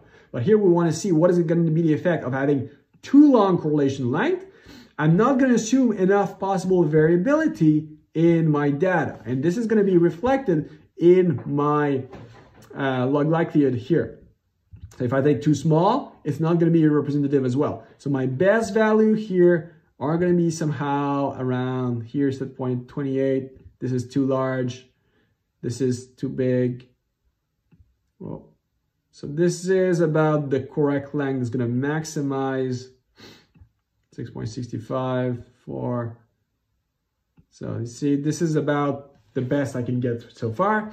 And my sigma v, if I increase it, I see that if I increase my sigma v, in this case to a 0, if I increase it, I might decrease here my log likelihood. I want to find the best value that's going to maximize my log likelihood, okay? So in practice, you're not playing with slider like this, but the optimization algorithm built in the package, this is what they're intrinsically doing, finding the best parameter value that are going to maximize the log likelihood. Okay, so if we want to have different possible model configuration and we want to compare or to evaluate the Gaussian process regression predictive capacity, we can again employ n-fold cross-validation, where the first step is going to be to define the GPR model you want to evaluate the performance with. You're going to use cross-validation to estimate the hyperparameters using the training set, and use the validation set only to evaluate the performance of the model. Then you're going to repeat this for all of the n-fold. And at the end, what you're going to do, you're going to plot an histogram of the normalized prediction error. So what is this? It's going to be the predicted value minus the observed value divided by the variance of the standard deviation of the value. Why do you want to do this? You want to know how good you are at predicting when you don't know. So you don't only want to know if your predictions are good, but also if the confidence interval, the uncertainty around your predictions are good as well. And another thing you might want to do is to plot a scatter of predicted and observed value. It would look somehow like this. So you know that your normalized prediction errors, as represented here, should theoretically fall on a normal PDF with mean 0, standard deviation 1, because you normalize your output. So theoretically, your histogram should look exactly like that red line. Here, it's not perfect, but it's already pretty good, given it's a real context. On the right-hand graph, what we see is a scatter plot of the actual observed response. And on the vertical axis, the circle is the expected predicted value. And the line is the expected value plus and minus 1 standard deviation. So if the fit would be perfect, everything would lie on the diagonal. So here it's not exactly on the diagonal, but it's pretty good. And in most cases, the standard deviation associated with the model predictions are really well representing the possible variability between what the model predict and what is the observed value. Okay, so let's apply this to some concrete example. We're going to look at first a soil contamination model, and then how can we build a meta model. So in this case, we want to use Gaussian process regression in order to build a model of what could be the soil contaminant concentration across a volume of material. So in that case, this is real data. We have the concentration in lead in milligram per kilogram of soil, where in this case, this coordinate represents the depth in decimeter. So it goes from 0 up to 8 meters. We have the width of the site. So we have 150 meters by 500 meter long. And here, each point was a core sample that was sent to the lab to analyze the concentration in lead. So the size of the point here represents the magnitude of the concentration. So the smaller the point, the less lead, the bigger the point, the bigger the lead. So in this case, our coordinate space, I described by L, is going to be X, Y, Z. These are going to be my geodesic coordinate, okay? So latitude, longitude, and depth. My set of observed response is a coordinate longitude, latitude, and depth, and yi, where yi is my actual observed contaminant concentration. And in this case, I have 116 observations. Here, since contaminant concentration is a strictly positive quantity, I'm going to assume that what I'm modeling with that GPR is going to be the log of my observation. Okay, by doing this, I'm going to ensure that I maintain that all my predictions for my model are going to be positive. So my contaminant in the log space is given by my model, and VI are possible outcome from my observation area. I'm going to define my process. I'm going to assume that in the log space, my prior knowledge is 0 for either observed or predicted location. I'm going to build my prior covariance for observed and prediction location using the same thing we've seen. So basically, it's always a distance between some covariate either for observed or predicted location. And in my sigma y matrix, I'm going to have my noise variance parameter added on the main diagonal. So in this case, I'm going to use this multivariate square exponential function where we have 3 here L coefficient. And I can compute my posterior knowledge for the expected vector and covariance matrix at any point in that volume of soil. So here I'm going to have 5 parameters, my tree correlation length, as well as my prior standard deviation for the possible variability in my knowledge of what could be the concentration across space, and my standard deviation for the observation area. So I'm going to look for my optimal parameter value theta star that's going to maximize my log likelihood, and the value I've obtained using empirical data is that my length is for the longitude 56 meter, my latitude 53, and my depth 0.64 meter. So the length of the side was 500 by 150 meters by 8 meter deep. So we see that for all covariates, if we interpret these lengths, it means that there's a significant explanation. Each covariate, longitude, latitude, and depth, help explain the variability in the data. So all my covariates here are relevant for my data. And my variance sigma j is, my standard deviation sigma j is 2.86. So this is my concentration in the log space, and sigma v 0.18. So if we look at the end result, it looks like this. So what I've represented here is going to be my, isocontour for all the volume of soil for which the contaminant concentration is above the norm fixed by the government. So everywhere into that isocontour, I estimate that my expected value for the soil contaminant is above my the concentration contaminant determined by law. So we can see that how we can use such a regression techniques in order to systematize what is our knowledge based on empirical observation on site. Then if we look though at the predictive capacity of this model, what you can see here, the red line is what should be a theoretical result. This is not so catastrophic in terms of the normalized prediction errors. So it means that when we don't know, the model can tell us we don't know. But if we look here at the scatter plot of the log of our observation versus the log of our expected predicted value plus and minus 1 standard deviation, we see that our model doesn't figure much. What does it mean? So overall, the predictive capacity of the model is extremely poor. What is it an indication of? If you have a result like this, we do need more data. Okay. If you want to see the model, the more advanced model that were built in this study, you can go look at this references where you can see the details of the model. So now another example where you might use that regression analysis is when you want to build what we call a meta model, a model of your model. Imagine you want to deal with complex finite element analysis, linear or nonlinear, that might take hours to solve. If you want to do some refined analysis, refined reliability analysis, for instance, about these models, it might require thousands of iterations. So what you might want to do instead is to create a generic model g of x that's going to take as input the parameters of your finite element model, okay? Where x is going to be, for instance, the model parameters could be boundary condition, material property, etc.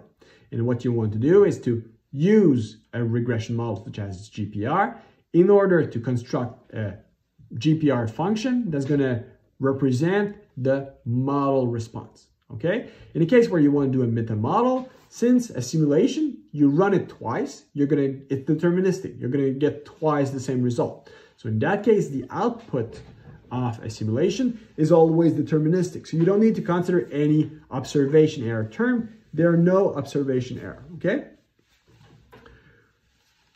So, and here we're going to have the available system or simulation result, where there can have several simulation result, where each take as input a vector of possible model parameters, and you're going to have as many parameters in order to parameterize your correlation function. So in general, you're going to assume that your prior knowledge for the mean is constant. We're going to assume we have no observation error, and we calculate, as we did before, our correlation coefficient. So if we apply this to, in this case, the Tamar bridge example, so this is a complex finite element model. So in that case, we say that we want to model the response for here what's going to be the first natural frequency. And we've generated ourselves a set of 1,000 possible simulations, which take as a function 5 parameters. Okay, these are going to be our 5 covariates. The first covariate is going to be the main cable initial strain. Okay, this is the main cable. What is its initial strain? The side span cable, like this side span cable, what is the initial strain?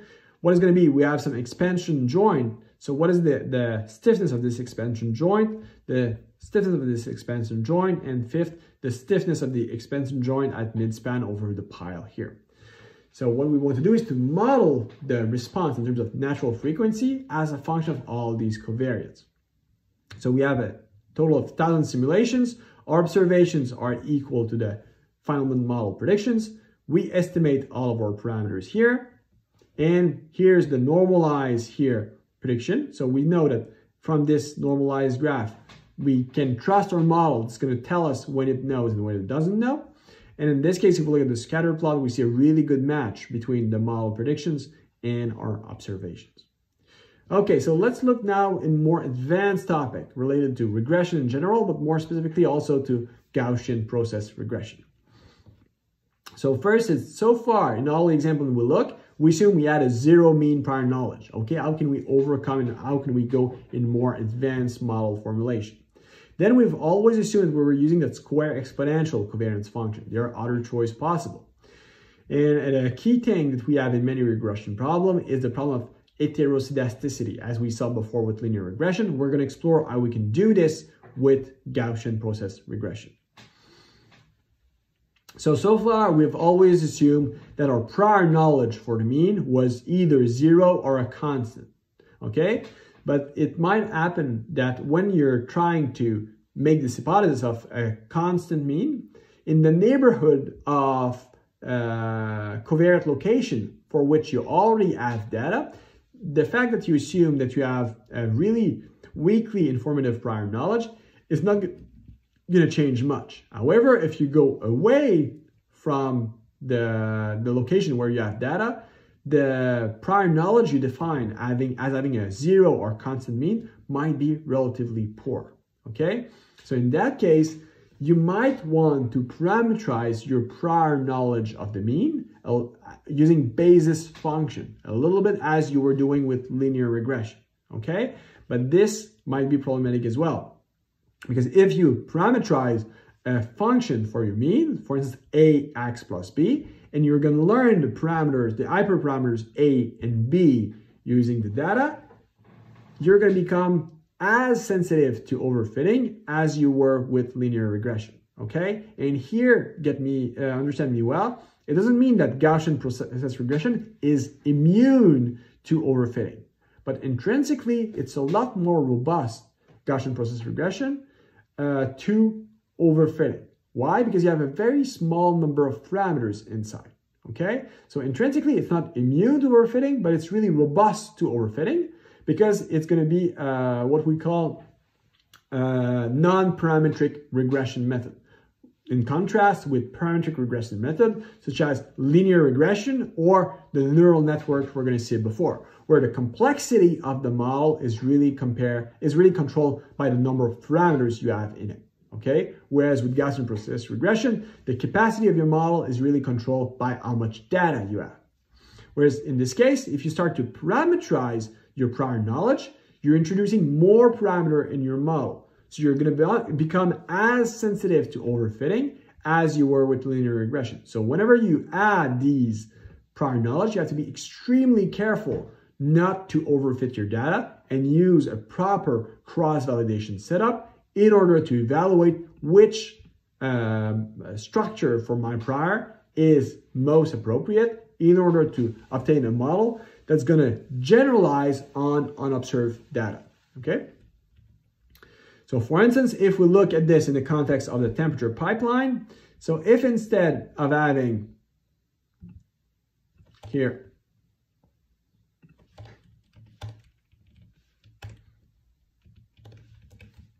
a true process that is zero mean, I have a process where we see that we have a vertical trend in the data, okay? And if I assume that my data has a constant zero mean, it might not be well representative, okay? So in that case, I might want to have a prior knowledge where I'm going to change the slope of my prior mean, and I'm going to change the initial bias, okay, a little more slope. So this is going to be a lot more representative of my prior knowledge, okay? So in this case, you might want to play with the parameter controlling as well the prior expected value.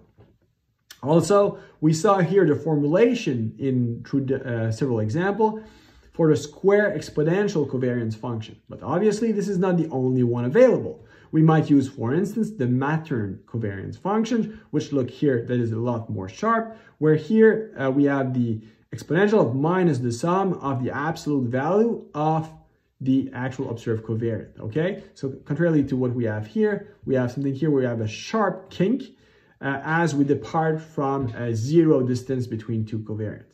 At the end, what you have to keep in mind is how to choose between different covariance functions, because there are dozens of them that are available, is either cross-validation or Bayesian model selection, okay? We didn't cover explicitly Bayesian model selection here, but this is, at the end, the ground truth, okay? The best thing you could do is Bayesian model selection. Why are we covering it here? Is because it's extremely difficult to do. So if you want more detail about Bayesian model selection, go see in the book for the class, Probabilistic Machine Learning for Civil Engineers. All the details are there. But the really most commonly used method in practice is going to be cross-validation. This is the easy way. Bayesian model selection, if everyone knows it's better, it's really hard because it requires evaluating the normalization constant for the posterior parameters. And this, as we saw in module 3, it's extremely hard to obtain. Other challenge we might face when we're dealing with regression problem is that we assume that our data is homoscedastic. Okay, well, what it means, we have the same variance, the same variability in our observation process across all possible x values. But in practice, it might not be the case. We might have an heteroscedastic case where the variance of the observation error process varies across my covariance. Okay, in this case, it's not going to fully satisfy the hypothesis we've seen so far. So this case is what's already handled in existing package. Some package can handle this, and be really careful because in some reality, you might be neither in this case or this case, okay? For instance, imagine you do lab experiment where as a function of, for instance, the loading, you want to know what is going to be the elongation of, say, a specimen for a given material, okay? So each line of point you see here would be the data collected over a same specimen. And here you've tested with 3 specimens, okay? Since each specimen is intrinsically dependent on itself, the data cannot be considered as independent, okay? So the first standard case where we have homoscedastic case, you can rely on open source package such as GPML or PyGP in Python. In a case like this where you have heteroscedastic and independent data, you can deal with such problem such as GPStuff. It's another MATLAB open source package. If you have more advanced solution like this, you have to build yourself your own tailored solution, okay? So if you have more detail of how we can build such a tailored solution, go see this third reference where we propose a solution, how to handle this case that you might encounter if you try to model, for instance, the outcome of lab experiments. Such as in this case, these are 3 examples of real realization. Each different set of point is a different experiment. We want to model the variability. If we use this model on this data, it's going to significantly underestimate the variability we're having in data. So we've seen linear regression, we've seen Gaussian process regression, but these are not the only approach available, okay? We used to be left to see in that module neural network, which is often referred to as deep learning, but there are tons of other support vector machine, decision tree, which is often associated with random forest, and there are many, many, many more, okay? So we're not going to be able to cover all of them. If you want to see what are the other possible methods, go see the reference online. There are tons of them. But right now, most of the research in the recent years carry on neural network, okay? We're going to see why, we're going to see how it works. So we're going to first make a quick introduction of what is neural network. Then we're going to see how can we frame the first linear regression problem, how can we frame it as a trivial neural network, okay? To get you started with the hierarchy, the nomenclature. Then we're going to see how can we extend this linear regression using activation function, and how can we generalize this to multi-layer perceptron, and finally, how do we estimate parameters for these neural network using what is known as backpropagation. Okay, so if we look at the framing of the regression problem for neural network, it's exactly the same as what we have for either linear regression or for the Gaussian process regression, meaning we have, as in our observation data, some observed covariate, some observed system responses. And here what we have is a graphical representation of a multi-layer perceptron. Okay, before going there, we're going to break it down into smaller chunks. And to do this, we're going to see how can we represent, using the same graph structure, the linear regression problem we looked at before. So now let's assume here we want to perform linear regression in a case where we have a 3-dimensional input, so 3 input covariate, x1, x2, and x3, okay? These red nodes here represent my 3 input, x1, x2, and x3. Then I'm going to assume that I have a hidden covariate. The hidden covariate is our g of x, okay? W1, before we were calling this B1, B2, B3, okay? Now we're going to distinguish between W and B, where B is going to be our bias, the origin of our plane, and our B1, B2, B3 are going to be W for weight, okay? W1 times x1 plus W2 times x2 plus W2 times x3 plus B. This is the equation of a plane, okay? And this is going to be our z, what we're going to call a hidden state variable. Why hidden? Because it's not directly z that is observed. What we observe is y, where y equal z plus v, where v is an observation error. Okay, a zero mean. This is an outcome from a zero mean normal random variable with variance sigma v squared. And in this case, for this simple regression model, our vector or our set of parameters are going to be W1, W2, W3, and our bias B, okay? So what if we extend this trivial linear formulation by adding more layer and more hidden state variable or hidden units? So in that case, I still have my same 3 input covariates, but now I'm going to add on what I call my first hidden layer. Second, I'm going to have 2 hidden state variable, and then I'm going to have a second layer with an output state variable, okay? And I'm going to look how my formulation change if I had this hierarchy in my model. So my first hidden layer, Z11 and Z21, the subscript is the hidden state variable, the superscript between parentheses is my layer number, okay? So my Z11, the hidden state variable here, is going to be modeled as W11 at layer 0 times x1. So it's basically x1 times the weight here that connects the first covariate and my first hidden state variable on the first layer, plus W21. So the x2 times W21 plus x3 times W31. Okay, so I have 3 arrows, each carrying a weight. That multiply my vector of input covariate in order to get my Z11. And I need to add a bias, so my B1 on my layer 0. Then I do the same for my Z2. So it's always going to be a weight, x1 times a weight, plus x2 times a weight, plus x3 times a weight, plus a bias parameter. Okay, these are going to be how I'm going to model these two. And finally, my output hidden units here, or my output state variable, is going to be modeled as a linear combination of my 2 hidden units on the previous layer. So W11 times Z11, W21 times Z21, okay, plus another bias parameter. And my Y is going to be the same thing. It's going to be my output layer hidden state plus a realization of an output error, an observation error, okay? And now I have increased my set of parameters. Instead of adding just a few parameters as before, now I have all my weights that I've defined here, plus all my bias parameters, okay? But the issue here with that formulation is no matter how many hidden units I'm going to have, no matter how much hidden layers I'm going to have, it's still going to only be able to model a linear relationship between my input X and my output Y. If I want to model something else in a linear relationship, I need to introduce what we call activation functions. Okay? Activation functions are going to be simple nonlinear functions.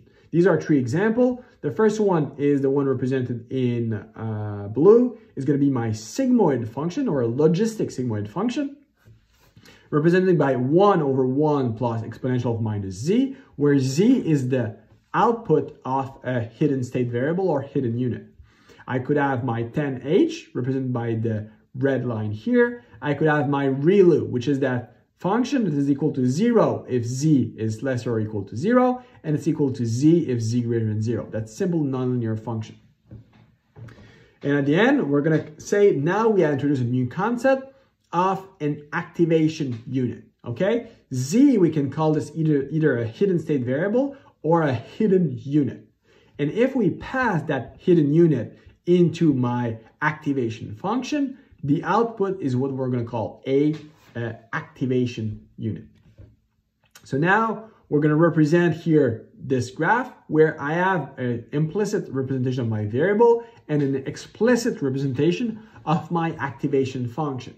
And here's when I'm dealing with regression on my output layer, the last layer before going on my observation. I'm not going to have an activation function because I want to model something that can go in the real space domain. So now the same thing for my hidden unit as I had before. But before going to the next layer, I have to pass through my activation function. So my A are simply an activation function. In this case, it's going to be a ReLU evaluated for the output Z1 and the ReLU evaluated for Z2. That's going to respectively lead to my first and second activation unit on my first hidden layer. My output hidden unit, my H here, is going to be the linear combination of my 2 activation units here. So W1A1 plus W2A2 plus a bias parameter again. So my set of model parameters is this one. And if I want to generalize this framing, because with such a small network, there's not much we're going to be able to model. If we want to model complex relationship, we need to add several layers. We need to have several hidden units. And what we call a multi-layer perceptron is, or a fully connected neural network, fully connected feed-forward neural network looks like this. We have at first in red here is going to be our input layer that contains our covariate. Then this is going to be our first hidden layers, which contain my hidden units. Second input layer, my second hidden layer, my last hidden layer, and in this case, my output layer. In this case, I have a single hidden unit on my output layer just because I have a single observation. If I want to generalize this for multiple output observation, I simply put as many nodes as I have output on my output layer. And here, if we look in terms of nomenclature, I say that my hidden units or my activation units at this layer 2 is going to be a linear combination of my activation units at layer 1 times their respective weight, and I pass this sum into my nonlinear function, in this case a ReLU. So if we look at this more closely, I'm going to say that my activation unit at the layer j+1 is my nonlinear function, my activation function at layer my activation function, which is function of my activation, my hidden units at layer j+1. So my z, where the z are actually a weighted linear sum of the weight times the activation units on the jth, so the previous layer, okay? So W are the weights, A are the activation units from the previous layer, and B is my bias.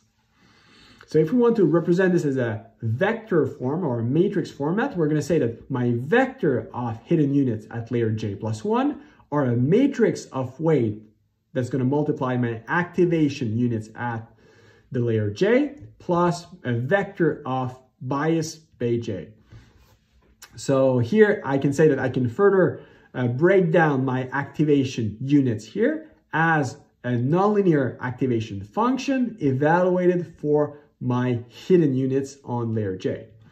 So if we want to represent this explicitly, my vector of hidden units at layer j+1 is going to be my matrix of weight times a vector of activation units plus a vector of bias, okay? And here, if I want to say, okay, what is my vector of activation units? It's actually going to be my a transformation of my my hidden units at the previous layer through a nonlinear function, okay? And at the end, my output layer for a single variable is going to be a linear combination of directly my activation units on the previous layer. No transformation, no activation function on the last layer because I'm here in a regression setup. So if we look, how much parameter is this going to produce? So if we assume that we have a fully connected network as defined earlier with L layer, each having the same number of activation unit equals to A. So in that case, I'm going to have for weights parameter A times A, so A squared times L minus 1, the number of hidden layers minus 1, weight parameters, and the number of bias is going to be the number of hidden units times L, the number of layers. So if we take a case where we have 2 hidden layers, each having 1,000 hidden units, this is going to lead to roughly 1,000,000 parameters, okay? This is a lot. Okay, compared to what we had with linear regression, compared to what we had with Gaussian process regression, this is a lot of parameters, okay? So how are we gonna learn these parameters that are in our set containing the weights and bias parameters? So we want to learn this from our set of data, and how do we want to learn this? We cannot afford to do Bayesian analysis. There are some ways to do Bayesian analysis, and you're gonna see in the next years to come, in the next months to come, there are gonna be many breakthrough in that direction, but for the moment, there's no way to really efficiently perform Bayesian estimation using neural network, okay? There are some research-oriented methods that can do it, but it's not widespread yet, okay? These methods are yet to come. And now if we talk about the optimization, what we want to do is use an MLE approach. So we need to formulate the joint log likelihood for my set of observation given my observed covariate and parameter values, okay? For this, if I assume that all my observations are statistically independent of each other, my joint likelihood is going to be obtained by taking the product over all my data of the marginal likelihood for each data, okay? Where the marginal likelihood, given that my model is assumed to be deterministic and my observation error are assumed to be normal with zero mean and variance sigma v, my marginal likelihood for each observation is going to be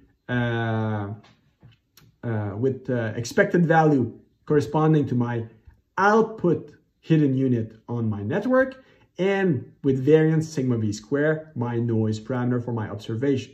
So as we did for all the previous model, when we want to optimize, we don't optimize the likelihood. We're going to optimize the log likelihood, which is numerically more stable. Okay, so if I take the log, I'm going to transform this product by a sum of the log of each normal formulation. And if I explicitly represent this analytical formulation for the normal PDF, take the log of it, remove everything that is not function of theta, I'm going to be left with this formulation, which is basically 1 over d, the number of data points I have, times the sum of 1/2 times the norm square. So basically the absolute value of the distance between my output of my neural net minus the observed value square. Okay, so basically here I'm going to say that my log likelihood is proportional to the sum of the square of the difference between the prediction of my neural net and the actual value observed. Okay, so this is basically proportional to 1 over d,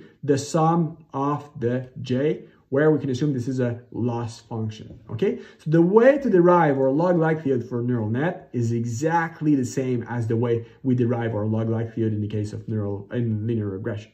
But what is the big difference? With linear regression, we saw that this loss function j was linear. If we take the derivative of it, it's going to be linear. In the case of neural net, because h is a non-linear function of theta, we don't have that linearity anymore. So if we take the derivative, it's not going to be a linear function. We're not going to be able to easily isolate theta from there. Okay. So in this case, what we want to do, we'll need to explicitly solve that minimization problem. So in theory, either we maximize the log likelihood, or equivalently, we're going to minimize that loss function j, which is function of that data d, and function of our parameters.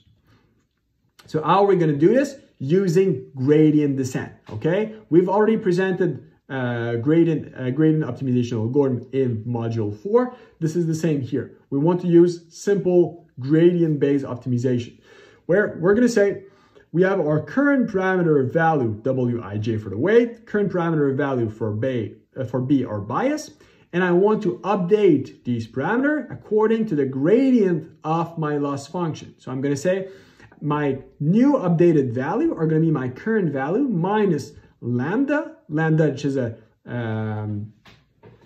learning rate, times the gradient of my loss function with respect to the weight parameter. I'm going to do the same thing for my bias, where lambda, as I said, is the learning rate.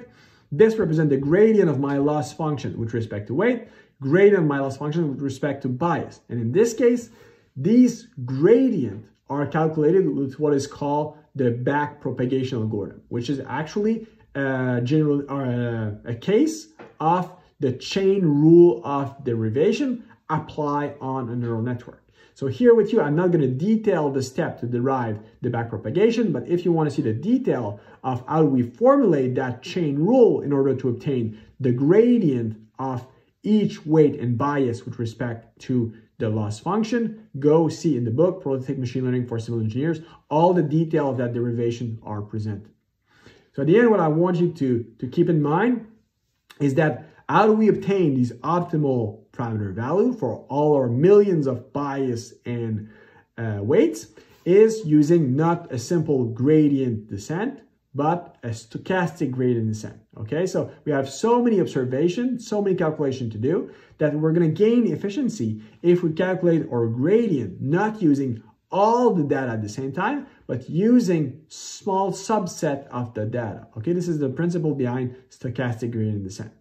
And we're not going to use the same vanilla trivial gradient-based optimization algorithm we saw in chapter 4. They're going to use some more advanced technique, such as ADAM, ADAGRAD, and there are many more, that will use some kind of inertia parameter in order to control the search direction, to avoid the big fluctuation you can have in the calculation of the gradient. Okay, so we won't cover this in the class, but if you want, go look in the dedicated literature to see the detail of these things. So if we look in summary at what we've seen, the linear regression we've seen is going to be outperformed by modern method. But nevertheless, it was really interesting because it has a really big historical importance, and it's really a core method to understand in order to see how the more advanced regression method works, okay? And keep in mind, why is it outperformed by a modern approach? Is that even if it works well in the 1D, 2D case, in large high-dimensional space, you need to handpick your basis function, okay? And because you cannot visualize the data, you cannot see what you're doing, it's extremely hard to handpick the correct function. And other methods such as Gaussian process regression don't require that you define any of those basis functions, okay? It will learn directly how to extract the relationship from the data itself.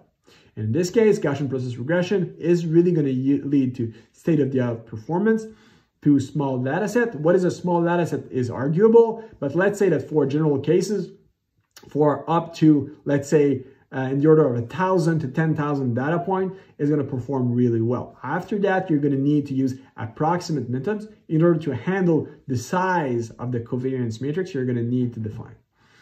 Another strength of Gaussian process regression, it will allow you to differentiate, are you interpolating or extrapolating, because it will intrinsically, since it's a probabilistic method, provide you confidence interval, telling you, am I far away from data I've seen, or am I close, and should I have a high reliance on the prediction of my model?